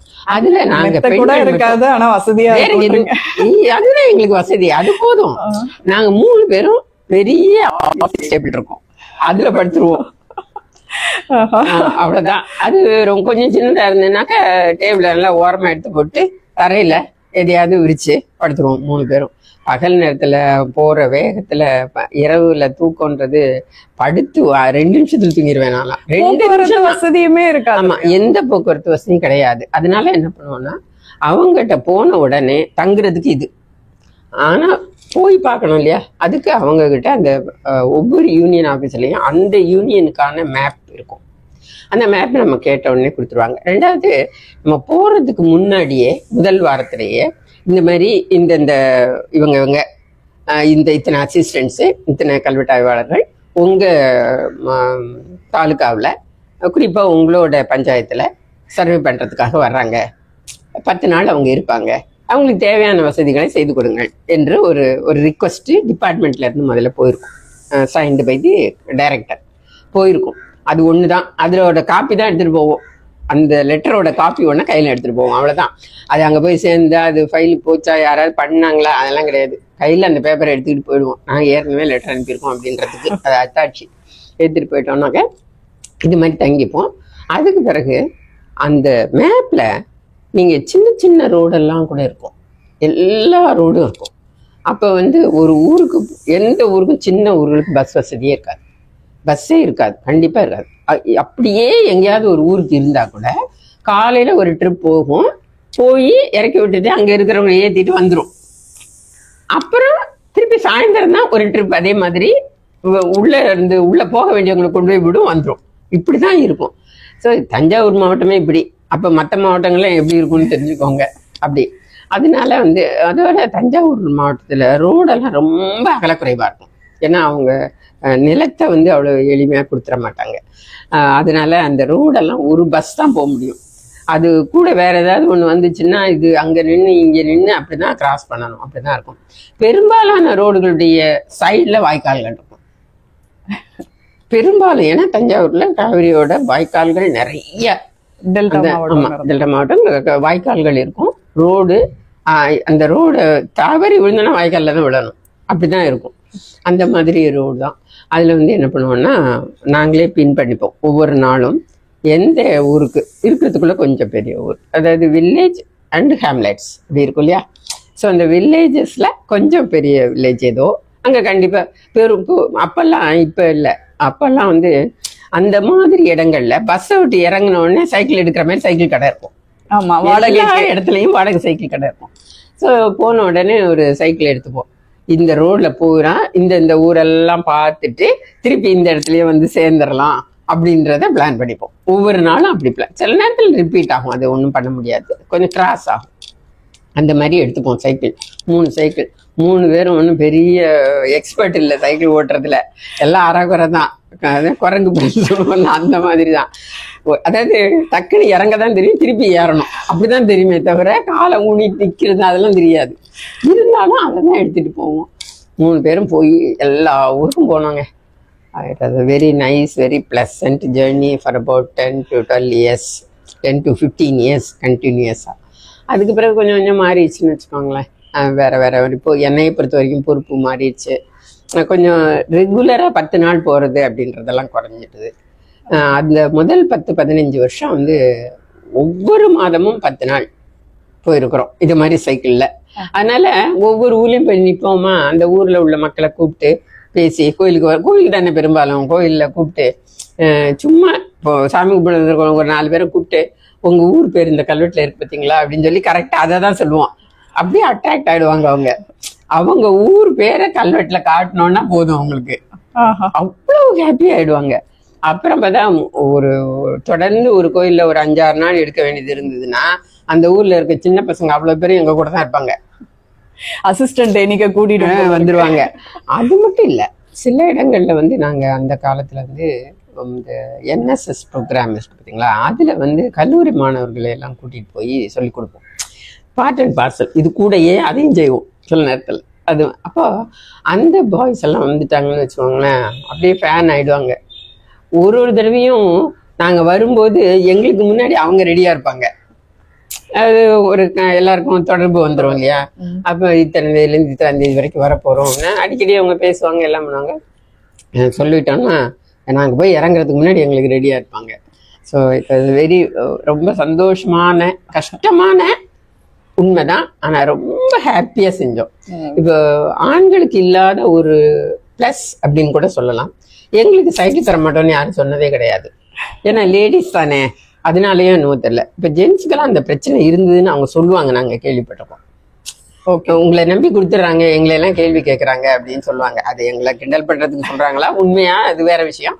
பட் எங்களுக்கு அந்த பிரச்சனை வந்ததில்லை. அதனால இந்த வசதி இல்லை, குளிக்கிற வசதி இல்லை, தூங்குற வசதி இல்லை, போகிற வசதி இல்லை, இதெல்லாம் வந்து ஒரு பெரிய விஷயமாவே தோணலை. ஒவ்வொரு ஊர்லேயும் அந்த கல்வெட்டை படிக்கிறது, அங்கேயே படிக்கிறது, அங்கே உள்ள ஸ்கல்ப்சர்ஸ் பார்க்குறது, புதுசாக புதிய கோயில்களை பார்க்குறது, ஏன்னா அது ஒரு லேர்னிங் பீரியட் தானே. என்னதான் நம்ம வகுப்பறையில் படிச்சிருந்தா கூட அதை ஒவ்வொன்றையும் பார்க்குற போது இருக்கிற ஹாப்பினஸ் இருக்குல்ல. அந்த பெரும்பாலான கோயில்களில் பார்த்தீங்கன்னாக்கா உள்ளே போயிடுவோம், 2 நாள் 3 நாள் தொடர்ந்து வேலைன்னு, ஒரு நாள் கூட இருக்கட்டும், காலையிலேருந்து ஈவினிங் வரைக்கும் இருக்குன்னா இந்த 11 மணிக்கு கதவை மூடிட்டு போகிற கோயில் பூசாரிகள்லாம் வந்து எங்களை உள்ளே வச்சா கூட்டிகிட்டு போயிடுவாங்க. கவலையப்படாமல் போயிடுவாங்க. அப்புறம் 4:30க்கு திறப்பாங்க. நாங்கள் உள்ளே தான் இருப்போம், தொடர்ந்து செய்வோம். எங்கள் அசிஸ்டன்ஸுக்கு மட்டும் சொல்லணும், நாங்கள் சில நேரத்தில் கொஞ்சம் பெரிய கோயிலாக இருந்து வருமானம் உள்ள கோயிலாக இருந்தால் எங்கள் அசிஸ்டன்ஸுக்கு மட்டும் ஏதாவது அவங்க இந்த பிரசாதம் மாதிரி புளியோதரை, தயிர் சாதம் அது மாதிரி ஏதாவது பண்ணி கொடுங்கன்னு நாங்களே சொல்லுவோம். ஏன்னா அவங்களுக்கெல்லாம் கொடுக்குற பணம் பத்தாது, உண்மையிலே பத்தாது. அவங்க நல்லா சாப்பிடலாம் முடியாது, ஹோட்டலில் போய் நல்லா சாப்பிட்ற அளவுக்கு அந்த டிஏ போதாது. அதனால் அவங்கள பொறுத்த வரைக்கும் சொல்லுவோம். எங்களை பொறுத்த வரைக்கும் காலையிலேயே ஏதாவது பிரெட் அந்த மாதிரி, அது பிரெட்டெல்லாம் எங்கள் 3 பேருக்குமே பிடிக்காது. அங்கங்கே டீ கடையில் உள்ள எல்லா ஊர்லேயும் இருக்கும். டீ கடையில் நின்று டீ குடிக்கிறவங்க நாங்கள் தான் 3 பேர். அதனால தான் எங்களை எல்லாருக்கும் தெரிய ஆரம்பிச்சது. தொடர்ந்து இருக்கிறோம், எல்லார்ட்டையும் இன்ட்ராக்ட் பண்ணுவோம். ஒரு ஏதோ ஏலியன்ட்டாக வர்றாங்க போகிறாங்க அப்படின்றது அந்த இதே கிடையாது. அதனால எங்களுக்கு அது நல்ல மகிழ்ச்சியான ட்ரிப்ஸாக இருந்தது. ஆக பெரிய சவால்களை சந்திச்சிருக்கீங்க, ஆனா எல்லா சவால்களையும் வந்துட்டு ரொம்ப இயல்பா வந்து சவாலாவே இப்ப நீங்களே சொல்லும் போது சவால் மாதிரி தோணுது எங்களுக்கு. அது பெரிய இல்ல, நீங்க சொல்றத கேட்கும் போது எங்களுக்கு அப்படிதான் இருக்கு. அப்ப இதெல்லாம் இவங்க எப்படி செஞ்சிருப்பாங்க அப்படிங்கிற மாதிரி இருக்கு. ஏசி இல்லைனாலே யோசிக்கிற மாதிரியான சூழ்நிலையில தான் இப்போ நம்ம வளர்ந்துட்டு இருக்கோம். இந்த சவாலான பணிகளை நீங்க ரொம்ப ஆர்வமா செஞ்சிருக்கீங்க. ஆனா அலுவலக சூழல் எப்படி இருந்தது? அங்க வந்துட்டு பெண்களா இருக்கும் போது அங்க பிரத்யேகமான சவால்கள் அலுவலகம்னு சொல்லக்கூடாது, அது உலகம் முழுக்க இருக்கிற சூழல், உலகம் முழுக்க இருக்குது. அதுவும் குறிப்பா நம்ம சமூகத்துல இருக்கிறது, சமூக சூழல் அதெல்லாம் இருக்குல்ல. அதை வந்து நம்ம தனிப்பட்ட முறையில அதுக்கு ஒரு முக்கியத்துவம் கொடுத்து அப்ப தோணலை. இருந்தாலும் சில நேரத்துல ஹர்ட் ஆயிருக்கும், இல்லைன்னு சொல்ல முடியாது. முதல்ல சம்பளம் வாங்கும்போது எங்களுக்கு ஈக்குவலாக இவங்க சம்பளம் வாங்குறாங்களே அப்படின்னு அந்த வார்த்தைகள் கேட்டிருக்கோம். அதெல்லாம் வந்து மனசில் இருக்கு இன்னும். அதே மாதிரி இவங்கெல்லாம் வந்து முதல்ல திருத்துறைப்பூண்டி கேம்ப் போகும்போது எங்கள் காதுபடவே போகிறாங்க. ஒரு தடவை எங்கே போயிட்டு வரட்டும், எல்லாம் பிச்சுக்கிட்டு ஓடி போயிடுவாங்க. டிபார்ட்மெண்ட்டில் இருக்கிறாங்களா, கண்டினியூ பண்ணுறாங்களா பார்ப்போம் அப்படின்னு சொன்னாங்க. அதையும் கேட்டோம். இந்த மாதிரி அப்பெல்லாம் ஆண்கள் மட்டும் அப்படின்னு விளம்பரம் வரும் இல்லையா? முன்னாடி ஆண்கள் மட்டும்தான் இருந்தாங்க. அதனால இல்ல, அது அவங்க எதிர்பார்த்து இப்ப நான் சொன்ன இந்த விஷயங்கள்லாம் பொதுவா பெண்கள் செய்யறது இல்லைல்ல. ஆமா, பொதுவான பெண்கள் செய்யறது இல்லை. அதோட அவங்களோட ஆர்வம், அதை ஒண்ணு ஆர்வம். இப்ப என்னையெல்லாம் பொறுத்த வரைக்கும் எனக்கு ஒரு சின்ன வயசுல இருந்தே ஒரு முற்போக்கான சூழல் இருந்தது வீட்லயே. விடுதி வாழ்க்கை இருந்தது, தனித்து இருக்கிறது அதெல்லாம் இருந்தது. வீட்லயும் வந்து ரெஸ்ட்ரிக்ஷன்ஸ் கிடையாது. இப்ப வந்து ஐயோ ஒரு மாதிரி பொத்தி வைக்கிறதுன்றது கிடையாது, அந்த இது இல்லை. அதனால எனக்கு என்னைய பொறுத்த வரைக்கும் ரொம்ப ஃப்ரீயா இருந்தேன். எனக்கு எந்த மனத்தடங்களோ மன கட்டுப்பாடுகளோ இப்படி போறியே வர்றேன்னு சொல்றதோ அதெல்லாம் கிடையவே கிடையாது. அந்த சூழல் வீட்லயும் இல்லை, இது இல்லை. இந்த மாதிரி இது வந்து பொதுவான சூழல், இது மாதிரி பேசுறதெல்லாம். ஆனா அவங்க எல்லாருமே வாய் மூடிட்டு இருந்தாங்க அப்புறமா. ஏன்னா எல்லா புத்தகங்களோட எங்க பேர்ல தான் வர ஆரம்பிச்சது. நூல்கள் எல்லாமே கல்வெட்டுகள் படிச்சு காப்பி பண்ணி அதை படிச்சு எடிட் பண்ணி புத்தகமாக வர்ற வரைக்கும் கண்டினியூஸா தொடர்ந்து அந்த பணி செஞ்சுட்டு இருந்ததுனால அதுக்கப்புறம் படிப்படியா அது போயிட்டுது. இருந்தாலும் கடைசி வரைக்கும் கல்வெட்டு ஆய்வாளராகவே கல்வெட்டு ஆய்வாளராகவே வெளியே போன பெண்கள் உண்டு இருக்காங்க. பத்மாவதி எல்லாம் அப்படிதான் போனாங்க. எந்த பதவி உயர்வோ எதுவுமே கிடைக்காம. அதெல்லாம் நினைச்சிருந்தா செஞ்சிருக்கலாம். இவ்வளவு தொடர்ந்து ஒரு ஆர்வம் இருக்குதுன்றது ஒரு பக்கம். இருந்தாலும் பெரிய இத்தகைய சூழல்ல இவ்வளவு பணி செய்தார்கள். அவர்களுக்கு இப்ப எல்லாம் பாத்தீங்கன்னா 10 வருஷம் ஆயிட்டா எங்களுக்கு அது வேணும் இது வேணும் ப்ரமோஷன் வேணும் டைம் பவுன் வேணும் என்னென்னவோ இருக்குல்ல இப்ப இருக்கு. அந்த மாதிரி எல்லாம் எந்த பயனையும் அவங்க எதிர்பார்க்கலாம் அனுபவிக்கல, கிடைக்கல, எதிர்பார்க்கல. கடைசி வரைக்கும் வெரி ஹாப்பி. இப்ப நான் நியாயமா உங்களுக்கு கிடைச்சிருக்க வேண்டியது ஒரு வேலை கிடைச்சிருக்கணும், அரசாங்கம் அவங்கள அதை கருத்துல எடுக்கணும். அது கிடைக்கல. இப்ப நான் என்னைய பொறுத்த வரைக்கும் நான் சர்வீஸ் கமிஷன்ல செலக்ட் ஆகும்போதே சீனியாரிட்டியில நம்பர் 1ல இருந்தேன். அதனால எனக்கு மட்டும் எல்லாம் வந்துருச்சு, பதவி உயர்வுகள்லாம் வந்தது. நான் இறுதியில டெப்டி சூப்பரிண்டெண்டிங் ஆர்கியாலஜிஸ்ட் அப்படின்ற போஸ்ட்ல கடைசியா பணி நிறைவு பெறும்போது அந்த பதவியில இருந்தேன். மகிழ்ச்சி. இப்போ இந்த மாதிரி சவாலான ஒரு பணியில வேலை செய்யும் போது குடும்பத்தின் ஆதரவும், இது பெண் அப்படிங்கறதுனால ஆணா இருந்தாலும் பெண்ணா இருந்தாலும் நம்ம நேரம் கழிச்சு வீட்டுக்கு வருவோம், சில நாள் தங்க வேண்டி இருக்கும். இந்த மாதிரியான சூழல்கள்ல நமக்கு குடும்பமும் ஆதரவா இருக்க வேண்டிய அந்த கட்டாயம் இருக்கு. எந்த அளவுக்கு அது குழந்தைகள் வளர்ப்பு இது எல்லாத்துலயும் எந்த அளவுக்கு அது அந்த பாட்டில் பார்த்தோம்னாக்க பொதுவாக 78ல் திருமணமாச்சு. கணவர் ஆரம்பத்தில் இதை எதிர்பார்க்கல தான். ஆனால் திருமணத்தின் போதே நான் சொல்லிட்டேன், 10 நாள் இது மாதிரி போவேன் அப்படின்றத நான் திருமணத்துக்கு முன்னாடியே சொல்லிட்டேன். அதனால அவங்களுடைய எதிர்பார்ப்பு சரி ஆரம்ப காலத்தில் கொஞ்ச நாள் இருக்கும் அப்புறம் இருக்காது அப்படின்னு நினச்சிருக்காங்க. உண்மைதான் அது. ஆனால் அது 15 வருஷம் வரைக்கும் நீட்டும் போது அவங்களுக்கு அது கண்டிப்பாக சிரமங்கள் தான். ஏன்னா சென்னையில் நாங்கள் 2 பேரும் மட்டும்தான் இருந்தோம், உதவிக்கு யாரும் இல்லை. எங்கள் வீட்டில் உள்ளவங்களோ எங்கள் அம்மா அப்பாவோ அவங்க அம்மா அப்பாவோ, ஏன்னா நான் கடைசியாக இருக்கிறதுனால எங்கள் வீட்டில் அம்மா அப்பா ரொம்ப வயதானவர்கள் தான், இருக்க முடியாது, விருப்பம் இருந்தாலும் வர முடியலை. அவங்க வீட்டில் அவங்க அப்பா கிடையாது, அம்மா மட்டும்தான் இருந்தாங்க. அவங்க ரொம்ப கிராமத்தில் இருந்தவங்க, அதனால அவங்களால சென்னையில் இருக்க முடியல. வந்தால் கூட ஒரு 10 நாளுக்கு மேலே அவங்க தாக்கு பிடிக்க மாட்டாங்க. அதனால எந்த உதவியும் இல்லாமல் தான் இருந்தோம். 2 குழந்தைங்க, எனக்கு 2 பையங்க. முதல் பையன் பிறந்த போது 6 மாதம், 2 குழந்தைங்க பிறக்கும் போது 6 மாதம் விடுமுறையில் இருந்தேன். அப்போ 3 மாதம் விடுமுறை அரசு கொடுக்கறது, அது தவிர 3 மாதம் 6 மாதம் விடுமுறையில் இருப்பேன். ஏன்னா ஃபீடிங் பீரியட் வரைக்கும் குறைந்தபட்சம் அது வேணுன்றதுக்காக. ஏன்னா அதுக்கப்புறம் அதை கண்டினியூ பண்ண முடியாது கண்டிப்பாக. அதுக்கு பிறகு குழந்தைகள் காப்பகத்தில் தான் 2 குழந்தைங்களையுமே விட்டு வளர்த்தேன். ஒரு 2 பேரும் அலுவலகத்துக்கு போயிடுவோம். ஸோ அலுவலகத்துக்கு போகிறதுக்கு முன்னாடி கொண்டு போய் குழந்தைய விட்டுட்டு அலுவலகத்துக்கு போயிட்டு அப்புறம் முடிஞ்சு வரும்போது நான் இல்லாத நேரத்தில் என்னோட கணவர் கூட்டிகிட்டு வந்துடுவாங்க. இருந்தாலும் கண்டிப்பாக அந்த பிரச்சனைகள் இருந்திருக்கத்தான் செய்யும், கண்டிப்பாக இருந்திருக்கும். அதையும் எடுத்துக்கொண்டாங்க.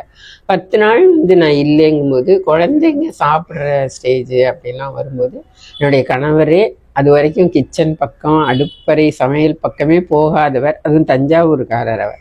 தஞ்சாவூரில் உள்ள ஆண்களுடைய இது எப்படி இருக்கும்னு அங்கே போனவங்களுக்கோ அல்லது அந்த அனுபவம் உள்ளவங்களுக்கு தான் தெரியும். அப்படி உள்ளவங்க அப்படி உள்ள ஒருவர் வீட்டில், அதுவும் முதல்ல இருக்கிறவங்களுக்கு அது இன்னும் கொஞ்சம் அடிஷ்னல். அவங்கள எதுவுமே செய்ய விட மாட்டாங்க. அந்த மாதிரி உள்ள ஒருவர் ஒரே குக்கரில் சாதம் பருப்பு எல்லாத்தையும் ஒன்றா வச்சு அதை எடுத்து அதை சாதத்தில் போட்டு குழந்தைங்களுக்கு கொடுக்கறது, அந்த அளவுக்கு செஞ்சார். எனக்கு இல்லைன்னு சொல்ல முடியாது. குழந்தைங்கள வளர்ப்பில் அவருடைய பங்கு ரொம்ப மிக மிக பெரியது. மன வருத்தங்கள் இருக்க தானே செய்யும், அதை நம்ம ஒன்றும் செய்ய முடியாது. அதை நம்ம ரொம்ப பெருசு ஏன்னா இதை ஒப்பீட்டு அளவில் பார்க்கும்போது அது எனக்கு ரொம்ப பெருசாக தெரியலை. அது அப்படிதான், அவ்வளவு. சவாலான ஒரு பணியில இருந்தும் நீங்க தொடர்ந்து பெண்கள் உள்ள வர்றதுக்கு நீங்க பாதை அமைக்கிற ஒரு நபரா இருந்திருக்கீங்க. நிறைய பயிற்சிகள் எடுத்திருக்கீங்க. கல்வெட்டுத்துறை சார்பாகவே நிறைய பயிற்சிகளும் நடத்தி இருக்கீங்க. அந்த பயிற்சிகள் பத்தி சொல்லுங்க. பயிற்சிகள் அது வந்து எப்ப எங்க ஆரம்பிக்குதுன்னா, நாங்க ஸ்டூடெண்டா இருக்கும்போதே, அப்ப வந்து அந்த அதுக்கு முன்னாடி இருந்தே அது ஆரம்பிச்ச துறையில் நடந்துகிட்டு இருந்தது. எப்படின்னா, கல்லூரி பள்ளி ஆசிரியர்களுக்கு, தமிழ் வரலாற்று துறையை சேர்ந்த ஆசிரியர்களுக்கு கோடை காலத்துல 3 வாரம் பயிற்சி அப்படின்றது நடந்துகிட்டு இருந்தது. ஏன்னா அதுக்கு நோக்கம் என்னன்னா, நமக்கு அந்த குறைந்தபட்ச கல்வெட்டு அறிவை அவர்களுக்கு கொடுப்பதன் மூலமாக அவங்கவுங்க ஊர்ல இருக்கிற கல்வெட்டுகளை பாதுகாக்க வேண்டும் என்ற உணர்வை மாணவர்களிடம் கொண்டு சேர்ப்பார்கள் அப்படின்றதான் அதனுடைய எதிர்பார்ப்பு. அது முக்கியமான நம்பர் 1. 2வது என்னன்னா, ஒரு துறையால ஒவ்வொரு சிறு சிறு இடங்கள்லையும் போய் தேடி கண்டுபிடித்தல் என்பது கண்டிப்பா கஷ்டமானது. அதுவும் தமிழ்நாடு அரசு தொல்லியல் துறை போன்ற மிக குறைந்த எண்ணிக்கையிலான பணியாளர்களை கொண்டு பணி செய்த காலம் அது. குறைந்தபட்சமான எண்ணிக்கை, அவங்கள வைத்துக்கொண்டு தமிழ்நாடு முழுவதும் முடிக்கிறது அல்லது முக்கியமானதை கண்டுபிடிக்கிறது அப்படின்றது ரொம்ப கடினம். அப்படின்றதுனால இவங்களுக்கு குறைந்தபட்ச பயிற்சியை நம்ம கொடுத்துட்டோம்னா, அவங்கவுங்க ஊர்ல முக்கியமானது அட்லீஸ்ட் குறைந்தபட்சம் இப்படி இருக்கு அப்படின்னு சொல்லுவாங்க, நமக்கு ரிப்போர்ட் பண்ணுவாங்க. நம்ம அதை அவங்க கொடுக்கறதுல இருந்து ஓரளவு முடிவு செய்துக்கலாம், இது முக்கியமானதா இருக்குமா, இருக்கிறதுக்கு வாய்ப்பு இருக்கா அப்படின்றத. உடனே நம்ம வந்து அவசரமானதா இருந்தா உடனே போய் பார்க்கலாம். அந்த உணர்வுல தான் அந்த கோர்ஸ் சம்மர்ல ஆரம்பிச்சோம். அப்போ நான் ஸ்டூடெண்ட் இறுதி பகுதி, ஜூன் இல்லையா, மே மாசம் அது நடக்கும். அப்பவே எங்களை வந்து அவர்களுக்கு வகுப்பு எடுக்கிற அளவுக்கு தயார் பண்ணிட்டாங்க. அதனால அப்பவே ஆரம்பிச்சிருச்சு அந்த பயிற்சி. அதுக்கப்புறம் தொடர்ந்து சம்மர் கோர்சஸ், அப்புறம் வந்து மாலை நேரங்கள்ல ஆர்வலர்கள் யாரா இருந்தாலும் வந்து கத்துக்கணும்னாக்க அதுக்கு வகுப்புகள் நடத்துறது. இந்த மாதிரி வகுப்பெடுத்தல் அப்படின்றதும் சொல்லி கொடுக்கறது அப்படின்றதும் part and parcel of the வேலையாவே ஆயிட்டுது. அதனால அதுல ஒரு தொடர்ந்து பயிற்சி கொடுத்துட்டே இருந்ததுனால அது மகிழ்ச்சியானதாகவும் இருந்தது. அதுவும் புதுசு புதுசா மாணவர்கள் வரும்போது ரொம்ப மகிழ்ச்சியா இருக்கும். இப்ப கூட எனக்கு வந்து ஒரு இடத்துக்கு போய் நிறைய மாணவர்கள் எதிர உட்கார்ந்து இருந்தாங்கன்னாக்க ரொம்ப சந்தோஷமா நான் பேசும்போது எனக்கு அது அந்த ஹாப்பினஸ் எனக்கு புரியும். அந்த மாதிரியான ஒரு உணர்வை அது கொடுத்தது. தொடர்ந்து அது இன்டர்நேஷனலா மற்ற பெரிய பெரிய கருத்தரங்கங்கள் நடக்கும்போது அது கூடயே வகுப்படுத்துறது, ஒரு 2 நாள் 3 நாள் நடக்கிறது. அப்புறம் பயிலரங்கங்கள் நடத்துறது, அது மாதிரி இந்த PhD MPhil படிக்கிற ஸ்டூடெண்ட்ஸை வர வச்சு நடத்துறது, இந்த மாதிரி நிறைய நடத்தணும். என்னுடைய பணி ஓய்வுக்கு பிறகு தனிப்பட்ட முறையிலையும் நானும் பத்மாவதியும் சேர்ந்து ஆர்வலர்களுக்காகவே தொடர்ந்து திருவான்மியூர்ல எந்தவித கட்டணமும் பெற்றுக்கொள்ளாமல் அவங்களுக்கு தொடர்ந்து ஓராண்டு கொடுத்தோம். ஒவ்வொரு சனி ஞாயிறும் ஒரு ஆண்டு. எந்த சர்டிபிகேட் கிடையாது, ஒண்ணுமே கிடையாது. ஆர்வம் இருக்கிறவங்களுக்கு எங்களுக்கு எவ்வளவு தெரியுமோ அவ்வளவே அவங்களுக்கு கடத்தணும். ஏன்னா இதுல கடத்துறதுக்கான வாய்ப்பு ரொம்ப குறைவா இருந்தது. துறையில வந்து நாங்க பணி நிறைவு பெற வரைக்குமே பெரும்பாலும் அனைத்து பணியாளர்கள் வரல. அதனால எங்களுக்கு இருந்த அந்த அறிவை இது குறித்த அதை வந்து கடத்துறதுக்கான வாய்ப்பே இல்லை. அப்போ வாய்ப்பு ரொம்ப குறைவா இருந்தது. இல்லைன்னு சுத்தமா சொல்ல முடியாது. கொஞ்சம் பேர் இருந்தாங்க, அவங்களுக்கு இந்த அளவு ஆர்வத்தோட அவங்களுக்கு கொண்டு போய் சேர்க்க முடியல, சேர்ப்பதற்கான சூழல் இல்லை. அப்பெல்லாம் வந்து என்ன ஆச்சுன்னா, குறிப்பா இப்ப நான் வந்து தொல்லியல்ல எல்லா பிரிவுகள்லையும் பணி செய்திருக்கேன். எல்லா பிரிவுகள் பற்றிய அறிவும் எனக்கு ஓரளவு உண்டு. ஆனா ஒரு குறிப்பிட்ட காலத்துக்கு பிறகு அது என்னாச்சுன்னா, ஆர்கியாலஜினா எஸ்கவேஷன் ஆர்கியாலஜி தனியா, கல்வெட்டுனா தனியா, மியூசியம்னா தனியா, இப்படி தனித்தனியா வரும்போது எப்படி இப்போ டாக்டர்ஸ் தனித்தனியா ஸ்பெஷலைசேஷன் வரும்போது ஒண்ணுக்கு ஒண்ணு தொடர்பு இல்லாம போயிடுச்சு. அது மாதிரி தொடர்புகள் குறைய ஆரம்பிக்கும் போது கல்வெட்டுக்கான ஒரு ஆர்வம் குறைஞ்சு போச்சு, படிக்கிற ஆர்வம். அதனால ஆர்வலர்களுக்கு தான் கடத்த வேண்டியதா இருந்தது. ஓகே, அது அந்த சம்மர் கோர்சஸ், ஆசிரியர்களுக்கு வகுப்படுத்தல், ஆராய்ச்சி மாணவர்களுக்கு வகுப்படுத்தல், அது இல்லாம இந்த மரபு நடைகள்லாம் நாங்க தான் முதல்ல ஆரம்பிச்சோம் இந்த ரிட்டையர்மெண்ட்டுக்கு பிறகு. ஸோ ஆர்வலர்களுக்கு அங்கேயே கூட்டிட்டு போய் கோயில்ல காட்டி, கல்வெட்டை காட்டி, சிற்பங்களை காட்டி, அதெல்லாம் சொல்லி கொடுத்துரு. என்னென்ன எங்களுக்கு தெரிஞ்சதோ இருந்ததுன்னா அது எல்லாத்தையும் கடத்தணும். அதுதான் பயிற்சின்னு பார்க்கும்போது அதுதான் எனக்கு தோணும். ஸோ இந்த லூர் அந்த செப்பு பட்டயம் அதெல்லாம் படிச்சிருக்கீங்க இல்லையா, அது பத்தின அனுபவங்கள் சொல்ல முடியுமா? திருவெந்தலூர் வந்து கடைசி பார்ட்டு என்னோட, அதாவது பணி நிறைவுக்கு பிறகு நான் செஞ்ச வேலை அது. ஆனா நான் பணியில இருக்கும்போது ரொம்ப நீண்ட நாள் பணியில் இருந்ததுனால எனக்கு கிடைத்த வாய்ப்பு ரொம்ப முக்கியமானது. கல்வெட்டுக்கள் படியெடுத்தது படித்தது அது மட்டும் இல்லாமல் நான் பணி செய்த காலத்திலேயே புதிதாக 4 செப்பேடுகள் கிடைச்சது. திருத்தணி பக்கத்தில் வேலஞ்சேரி என்ற இடத்துல கிடைச்சது. 1 சோழர் 1 பல்லவர், அபராஜிதனோடது 1, இது சோழரில் வந்து பராந்தகனோடது 1. ஸோ 2 செப்பேடு கிடைச்சது. அப்புறம் வந்து எசாலம் அப்படின்ற இடத்துல ராஜேந்திரனோட செப்பேடு கிடைச்சது. இது எல்லாத்தையும் முதல்ல படிக்கிற வாய்ப்பு எனக்கு கிடைச்சது. முதல்ல அதில் தமிழ் பார்த்தேன். அதில் எல்லா செப்பேடுகள்லேயும் சமஸ்கிருத பகுதி இருக்கும். அது I am not well versed in Sanskrit. நான் கொஞ்சம் அடிப்படை ஒரு டிப்ளமோ மட்டும் வாங்கியிருக்கேன். அந்த அளவுக்கு எழுத்தை படிச்சிருவோம், பட் லாங்குவேஜ் தெரியாது. ஏன்னா எழுத்து வந்து எங்களுக்கு கற்றுக் கொடுக்கப்பட்ட எழுத்து. அது சமஸ்கிருத மொழியா இருந்தா கூட எழுத்து வந்து கிரந்தம் என்று சொல்லப்படுகின்ற ஒரு வகை எழுத்து. அது தமிழ்நாட்டில் மட்டும் சமஸ்கிருதத்தை எழுதுவதற்கு பயன்படுத்தப்பட்ட எழுத்து. அந்த எழுத்துல எங்களுக்கு எந்த பிரச்சனையும் இருக்காது, அப்படியே படிச்சிருவோம். ஆனால் அதை பொருளோடு இன்டர்பிரட் பண்ணணும். அது அந்த சமஸ்கிருத அறிவு எனக்கு வேணும் இல்லையா, நமக்கு அது கிடையாது. அதனால அது பெரும்பாலும் எங்கள் இயக்குனரே செய்வார். ஏன்னா அவர் பேசிக்காகவே நாகசாமி சார், அதாவது எசாலம் கிடைக்கிற வரைக்கும் அவர் இருந்தார். அதனால ஹெட் ஆஃப் தி டிபார்ட்மெண்ட் அவர் தான். அவர் சமஸ்கிருதத்தில் தான் எம்ஏ படித்தவர். அதனால அவர் பண்ணிடுவார். தமிழ் பகுதியை முதல்ல படித்தோன்ற அந்த மகிழ்ச்சி ஒன்று. திருவேந்தலூரை பொறுத்த வரைக்கும் என்னன்னா, அந்த எசாலம் செப்பேட்டில் தான் முதல்ல கங்கைகொண்ட சோழபுரம் ராஜேந்திரனால் கட்டப்பட்டதுன்ற நேரடி சான்று கிடைச்சது. அதில் தான் கிடைச்சது.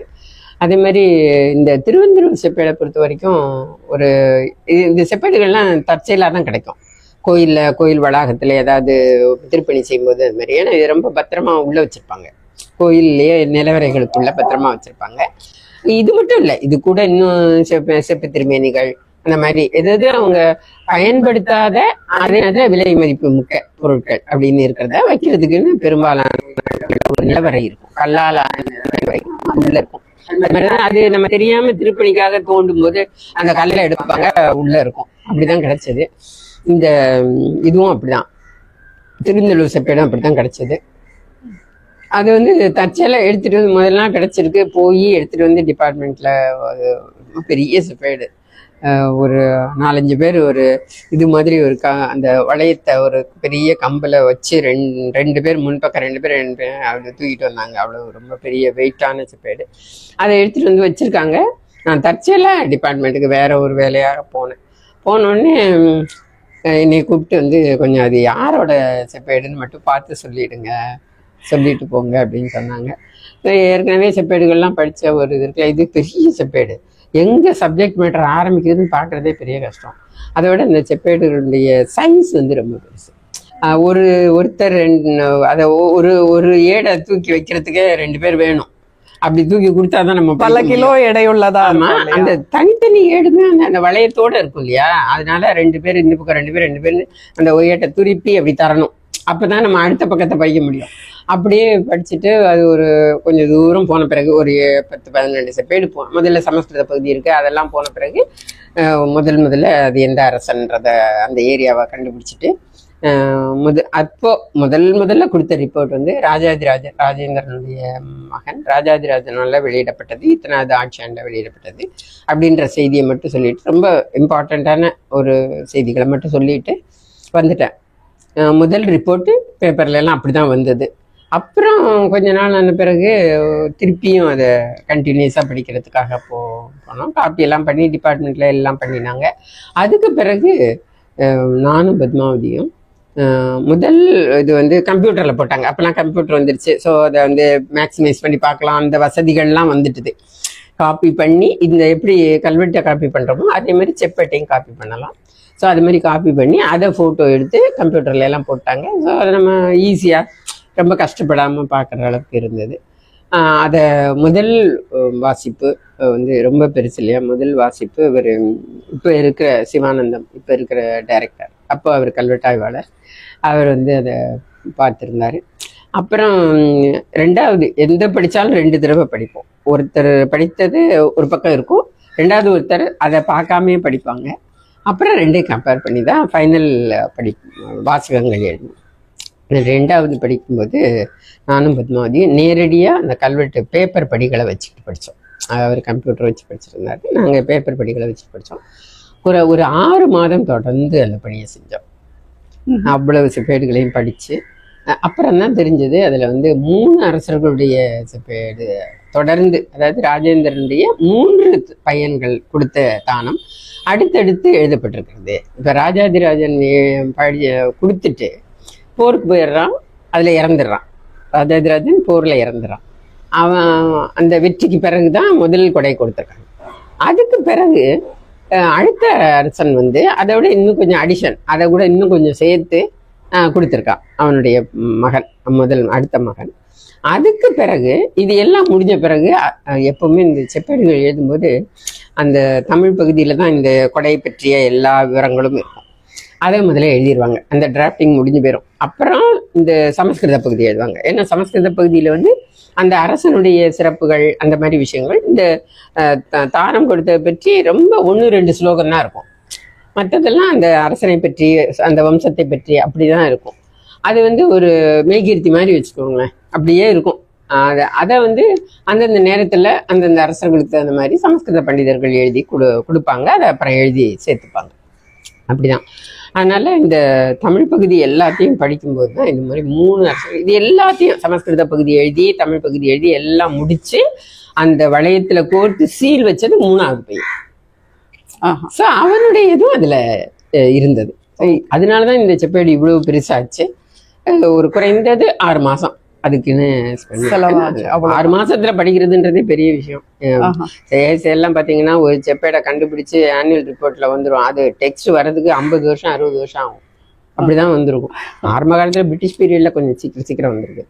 அப்புறம்லாம் வர்றது ரொம்ப லேட் ஆகும்.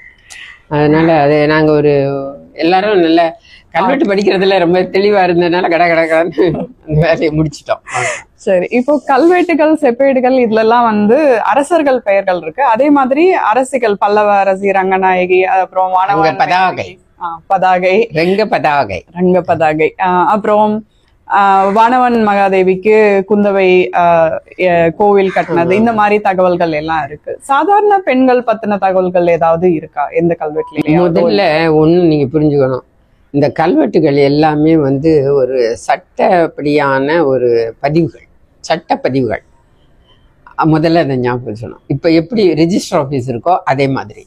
அப்போ ரெஜிஸ்டர் ஆஃபீஸ்ல போய் நீங்க ரெஜிஸ்டர் பண்றீங்கன்னாலே என்ன அர்த்தம்? நீங்க ஏதோ ஒரு வகையில உடைமையாளர்களாக இருக்கணும். இருந்தாதான் அங்க உங்க பேர் போகும், இல்லையா? இல்லைன்னா போகாது. இல்ல அது மாதிரி தானே கல்வெட்டும்.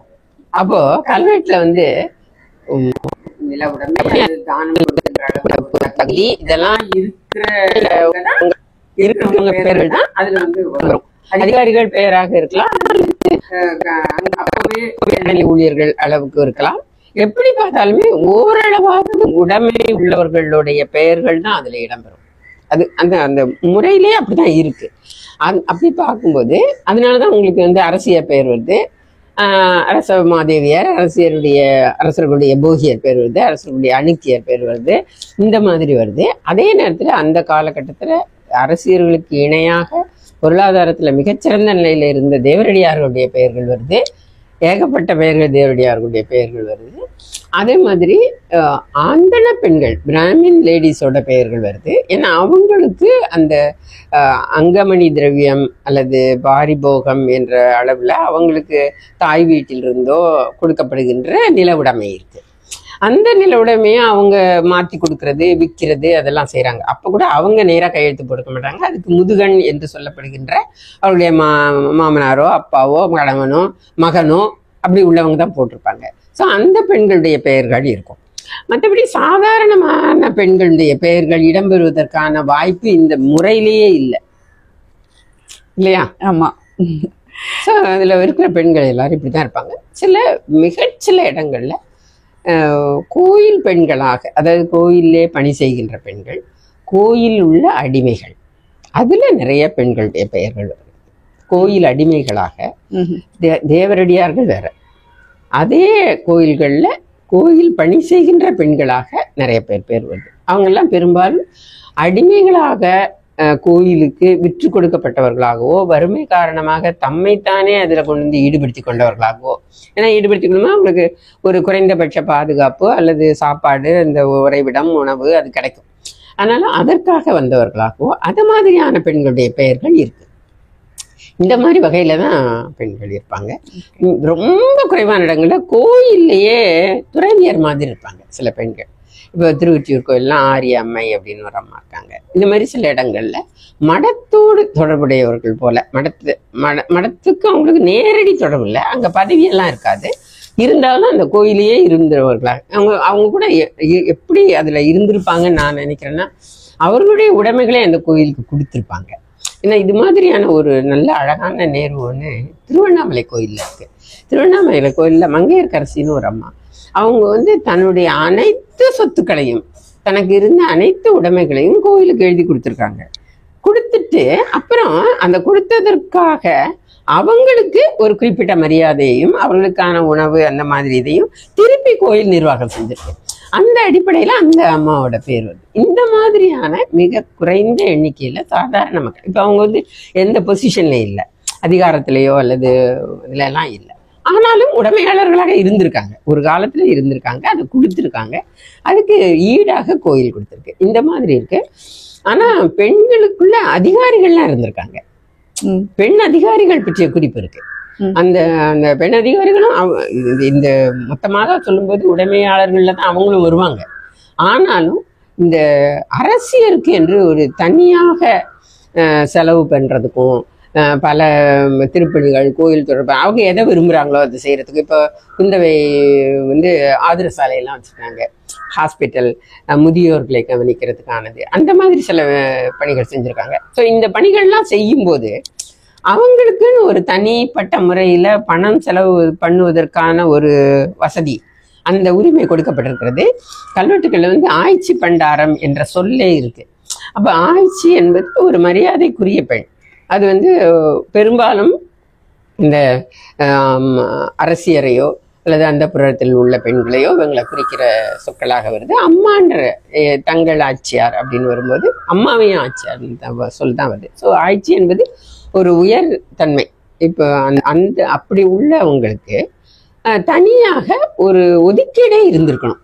அப்படி இருந்தாதான் அதுக்கு பேர் பண்டாரம்னு இருந்திருக்கும். அப்போ அதை நிர்வகிப்பதற்கு அந்த பெண்கள் செலவு பெற்றதை, அந்த பண்டாரங்களை நிர்வகித்தல், அந்த பணிகளை மேற்கொள்ளுதல், இதற்காக சில பெண் அதிகாரிகளும் இருந்திருக்காங்க. ஸோ லோகமாதேவி, ராஜராஜனுடைய மனைவி லோகமாதேவியின் கீழே 3 அதிகாரிகளுடைய பெயர்கள் திருவையாறு கல்வெட்டுல வருது, பெண்களுடைய பெயர்கள். அந்த மாதிரி இந்த மாதிரி சந்தர்ப்பங்கள்ல தான் பெண்கள் இடம்பெறாங்க. உங்களுக்கு சுவாரஸ்யமா இருந்த கல்வெட்டு, ரொம்ப மகிழ்ச்சி அளிச்சது, அந்த மாதிரி குறிப்பிட்டு சொல்ற மாதிரி ஏதாவது கல்வெட்டுகள்? சுவாரஸ்யம்னு சொல்லணும்னாக்க, வெளிப்படையா பேசணும்னாக்க, நான் முதல்ல சொன்ன மாதிரி முக்கியமான முழுமையான கல்வெட்டுகள் அது எல்லாமே பிரிட்டிஷ் காலத்திலேயே வந்துருச்சு. ஸோ அதில் பார்த்தீங்கன்னாக்கா ஒரு வரலாறு என்பது, அடிப்படை வரலாறு என்பது எழுதப்பட்டுவிட்டது. 1935 30 to 40 அந்த பீரியட்லேயே பாண்டியர் வரலாறு எழுதியாச்சு, சோழர் வரலாறு எழுதியாச்சு, பல்லவர் வரலாறு எழுதியாச்சு, எல்லா நூல்களும் எழுதப்பட்டுருச்சுங்க. அதாவது ஃப்ரேம், சட்டகம் நமக்கு கிடைச்சிருச்சு, வரலாற்று சட்டகம் என்பது தெளிவாக கிடைச்சிருச்சு. அப்போது உங்களுக்கு இதில் ஏதாவது சிறு சிறு ஆல்டர், சில மாற்றங்கள் செய்கிறது, எங்கேயாவது எழுதும்போது அந்த ஆட்சியாண்ட சொல்றதுனால அந்த சீக்வன்ஸ், அந்த நிகழ்வுகள் அதில் சில பிரச்சனைகள் வரும். அப்போ அதை தவிர்க்கிறதுக்கு, அதை ரெக்டிஃபை பண்றதுக்கு ஏதாவது கிடைச்சாதான் வரலாற்று ரீதியாக அது முக்கியமான கல்வெட்டு இல்லையா? அப்படி அப்போ அந்த மாதிரி கிடைச்ச ஒரு கல்வெட்டு அப்படின்னு பார்த்தோம்னாக்க, தஞ்சை மாவட்டத்துல தானே சொன்னேன், அதுல திருக்கொள்ளிக்காடுன்னு ஒரு ஊர். அந்த ஊர் திருப்பூண்டி டவுனுக்கு தான், இப்போ திருவாரூர் மாவட்டம்னு நினைக்கிறேன். அந்த திருக்கொள்ளிக்காடு என்ற ஊர் கல்வெட்டு அந்த எல்லாம் கண்டுபிடிச்சா அந்த கோயில் விடுபட்டு போச்சு ஆரம்ப காலத்துல இருந்து. பார்த்தோம் கோயில் முழு இன்ஸ்கிரிப்ஷன். அதுல பாத்தீங்கன்னா ஒரு அரசனுடைய இத்தனாவது ஆட்சியாளர், இன்னொரு அரசனுடைய அது ஆட்சி ஆண்டு வரைக்கும் இடைப்பட்ட 35 ஆண்டு காலம் அப்படின்னு வருது.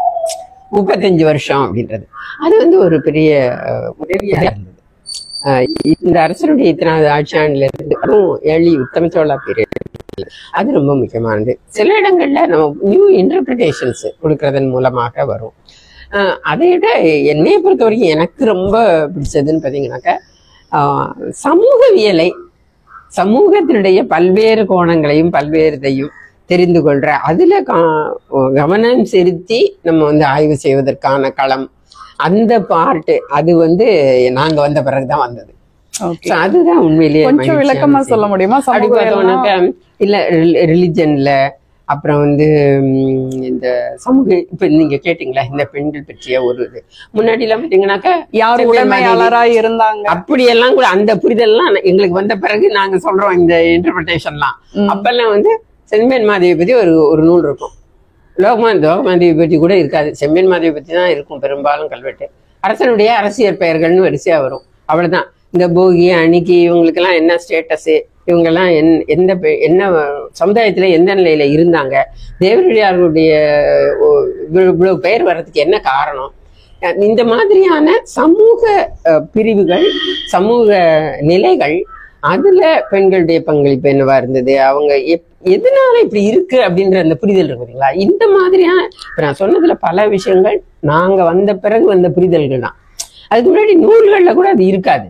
நீங்க வந்து இந்த விமன் ஸ்டேட்டஸ் அப்படின்றத பாத்தீங்கன்னாக்கா ஒரு 2 பக்கம் இருந்த பெரிய விஷயம். பெரிய பெரிய வரலாற்று நூல்கள்ல கூட போய் பாத்தீங்கன்னாக்கா இவ்வளவு இருக்காது, மற்ற எல்லாரும் இருக்கும், இது ரொம்ப கொஞ்சமா தான் இருக்கும். அந்த மாதிரி இல்லாம ஒரு சட்டகத்துக்குள்ள விடுபட்டு போன தகவல்கள் எல்லாத்தையும் வரலாற்று தகவல்கள் அல்லது சமூக புரிதல்கள் இதுல வந்த கிளாரிட்டி அது வந்து அதோட அது வேற மாதிரி காட்டுச்சு. தமிழ் சமூகத்தையே பல்வேறு கோணங்கள்ல எங்களுக்கு காட்டுச்சு. அது வந்து அதுக்கு ஒரு இன்னொரு காரணமும் கொஞ்சம் அறிவியல் ரீதியாக சமூக சிந்தனையோடு சமூக பார்வையோடு அதை பார்க்கணும். குறிப்பாக இடதுசாரி சிந்தனையோடு பார்க்கும்போது நமக்கு பல விஷயங்கள், ஏன்னா இந்த ஸ்காலர்ஷிப்ல 2 உண்டு. ஒன்று வந்து traditional scholarship, that will glorify only, நமக்கு முன்னாடி இருந்த எல்லாத்தையும் வந்து பாராட்டும். நாங்கள் வந்து இவ்வளவு உயர்வு இவ்வளவு அட்டைன் பண்ணியிருந்தோம், ரொம்ப பெரிய இடத்த நாங்கள் பிடிச்சிருந்தோம் அப்படின்னு உயர்வாக சொல்லுகின்ற அந்த பக்கத்தை தான் அவங்க பார்ப்பாங்க. அதனுடைய இன்னொரு பக்கம் இருக்கு அப்படின்றத அவங்க பார்க்க மாட்டாங்க, அது சொல்லணும்னு நினைக்கவும் மாட்டாங்க.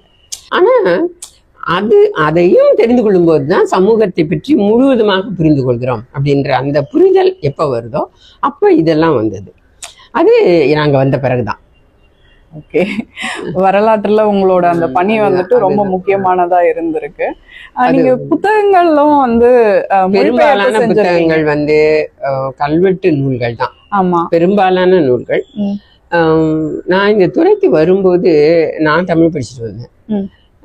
பலரால ஆங்கில நூல்களை படித்து புரிந்து கொள்வதுன்றது குறைவுதான், ரொம்ப குறைவா தான் இருப்பாங்க.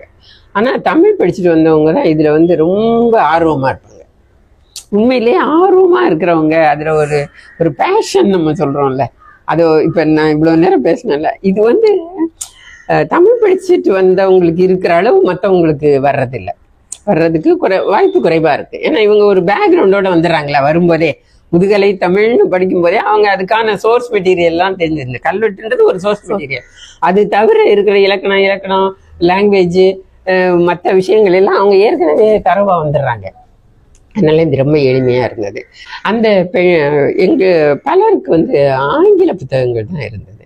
அப்போ இதை பற்றி அறிந்து கொள்வதற்கு ஒரு நல்ல தமிழ் புத்தகம் இந்திய அளவுல வேணும் அப்படின்ற எண்ணம் படிக்கும் போதே வந்துருச்சு, ஸ்டூடெண்டா இருக்கும் போதே வந்துருச்சு. உடனே வந்து என்னோட ஸ்டூடெண்ட்ஷிப் முடிஞ்ச வேலைக்கு சேர்ந்த உடனே அந்த நூல் தான் சிவராமூர்த்தியினுடைய இந்திய கல்வெட்டுகளும் தென்னிந்திய எழுத்துக்களும் என்ற, அதாவது south Indian scripts, Indian epigraphy and south Indian scripts அப்படின்ற அந்த நூல். அது அருங்காட்சியக வெளியீடாக ரொம்ப முன்னாடியே வெளிவந்தது. அதுல நிறைய ஒவ்வொரு எழுத்தும் எப்படி வளர்ந்தது, இந்திய அளவுல அசோகன் பிராமியிலிருந்தும் தமிழிலிருந்தும் இந்திய எழுத்துக்கள் அனைத்தும் எவ்வாறு வளர்ந்தது அப்படின்ற சார்ட் இருக்கும் அதுல. அதே மாதிரி இந்திய அளவில் மிக முக்கியமான கல்வெட்டுகள் எல்லா வகையிலையும் வரலாற்று ரீதியாகவோ சமூக ரீதியாகவோ எழுத்து அமைப்பு ரீதியாகவோ ஏதோ ஒரு காரணத்துல சிறப்பான கல்வெட்டுகள் அப்படின்னு என்னென்ன இருக்கு அதெல்லாம் அவர் போட்டிருந்தார். ஒரு இன்ட்ரோடக்ஷனரி பார்ட் இதெல்லாம் இருந்தது. ஸோ இது வந்து ரொம்ப வர்த்தியா தோணுச்சு எனக்கு. அதனால நான் அதை மொழிபெயர்ப்பு செய்யறதுன்னு முடிவு பண்ணினேன். ஒரே மாதத்துல மொழிபெயர்ப்பு பணி முடிந்தது. ஒரு மாதம் அலுவலகத்துக்கு போய்கிட்டே ஒரு மாதம் சரியாக ஒரு மாதத்துல அந்த படித்து நானே வந்து ஒரு வரன்முறைப்படுத்திக்கிட்டேன். அந்த நூல் வந்து ரொம்ப பெருசா இருக்கும். 400 பக்கம் இருக்கும், 160 பக்கமா என்னவோ. அதை வந்து நம்ம மாணவர்களுக்கு அந்த அதுல உள்ள செய்திகள் எந்த வகையிலும் குறைவுபடாமல் ரெப்புடேஷன் இல்லாம ஒரு ஒரு கல்வெட்டுனா அதுல ஒரு 4-5 அவர் கொடுத்துருப்பாரு. அப்படி இல்லாம அதுல ஒவ்வொரு ஆஸ்பெக்டுக்கும் ஒன்று அந்த மாதிரி பண்ணி அதை கொஞ்சம் கம்ப்ரெஸ் பண்ணி ஒரு கொஞ்சம் குறைந்த அதில் தமிழ்ல மொழிபெயர்த்து அது 76ல வெளிவந்து துறை வெளியீடாக வந்தது. அது பிறகு எல்லாம் அது ஒண்ணுதான் வரலாறு. இப்போ அண்மையில நான் நம்ம தமிழ்நாட்டு பாடநூல் நிறுவனத்துக்காக ஒரு நூலை மொழிபெயர்த்து கொடுத்துருக்கேன். ஆர்கியாலஜி ஆரிஜின் ஆஃப் சிவிலைசேஷன் அப்படின்ற நூலை மொழிபெயர்த்து கொடுத்துருக்கேன். மொழிபெயர்ப்பு என்னுடைய முழு நேர வேலை இல்லை, அது பண்ணது யாரும் சொல்லியிருக்காங்க, அதனால அவங்க என்னை அப்ரோச் பண்ணாங்க, இதையும் பண்ணி கொடுத்தேன். இன்னொரு அப்புறம் கார்டன் சைல்டு ஒரு நூல் எழுதுறாரு. அவர் தான் முதல்ல எஸ்கவேஷனுக்கு என்ன நெறிமுறைகள் இருக்கணும் அப்படின்றத ஒரு வரன்முறைப்படுத்தி காட்டியவர். அந்த நூல் தான் வந்து எல்லாருக்குமே ஒரு ஃபர்ஸ்ட் கைடு மாதிரி. அந்த நூலை மொழிபெயர்த்து தர சொல்லி ஒருத்தங்க கொடுத்துருக்காங்க. எப்போ செய்வேன்னு தெரியாது, அப்படி இருக்கு. மற்றபடி பெரும்பாலும் கல்வெட்டு நூல்கள் தான். சில கோயில்கள் பற்றிய ஒரு ஆய்வாக 2 நூல் போட்டிருக்கேன். அப்புறம் நிறைய செமினார், இன்டர்நேஷ்னல் செமினார்லாம் கண்டக்ட் பண்ணும்போது ஹரப்பன் பற்றி ஒரு செமினார் பண்ணோம். அப்போ நிறைய இந்தியா முழுதில் இருந்து கட்டுரைகள், ஆய்வு கட்டுரைகள்லாம் வந்தது. அதையெல்லாம் வந்து எடிட் பண்ணி நீங்களே கூட 50க்கும் மேற்பட்ட ஆய்வு கட்டுரைகளை அது அப்பப்போ எழுதுறது தான். நான் என்கிட்ட அது கட்டுரைகளுடைய தலைப்பும் கட்டுரை காப்பியும் கூட கிடையாது. அவ்வளவு மோசம் நானு. இப்பவுமே எழுதுறதுல நான் கொஞ்சம் பேசுற அளவுக்கு அகழ்வாராய்ச்சியில கூட உங்களோட மேற்பார்வையில் நடந்திருக்கு இல்லையா? கொடுமணல், மாளிகை மேடு, கொடுமணல், தேரிருவேலி, இதெல்லாம் என்னுடைய டைரக்ட் அதுல இயக்குனர்னு ஒண்ணு போடுவாங்க. அந்த வகையில போய் பங்கெடுத்திருக்கேன். மாளிகை மேடு, கங்கை சோழபுரம், அது மாதிரி மாளிகை மேடுன்னு கடலூர் பக்கத்துல ஒரு ஊர் இருக்கு, அங்கேயும் எக்ஸ்கவேஷன் பண்ணோம். அதுக்கும் அதுலேயும் பொறுப்பு, அது மாதிரி எக்ஸ்கவேஷன்லையும் பண்ணியிருக்கேன். உங்களோட வாழ்க்கை அனுபவத்தை நூலா எழுதணும் அப்படின்னு சொன்னது இல்லையா? ஏன்னா சொன்ன எழுதுறதுலயே மோசம். எழுத்து எனக்கு வந்து உட்காந்து எழுதுறது வராது. ஆனா வந்து வாழ்க்கை அனுபவம் எல்லாம் எழுதணும்ன்ற எண்ணம் எனக்கு இல்லவே இல்லை. பணி செய்த அனுபவம்ங்கிறதே முக்கியம். அது கூட எனக்கு இப்ப இப்படி பேசுறேன், உங்களை மாதிரி உள்ளவங்க எழுதிருங்கல்ல, அது போதுமே. அப்புறம் நான் என்ன தனியா ஒருத்தர் எழுத போறேன். வரலாற்றுல உங்களோட பணி ரொம்ப முக்கியமானதா பதிவாகி இருக்கு. ஹஸ்டோரிஸ்க்காக நீங்க எங்க கூட இவ்வளவு நேரம் பேசுனது ரொம்ப மகிழ்ச்சி. நன்றி மேம்.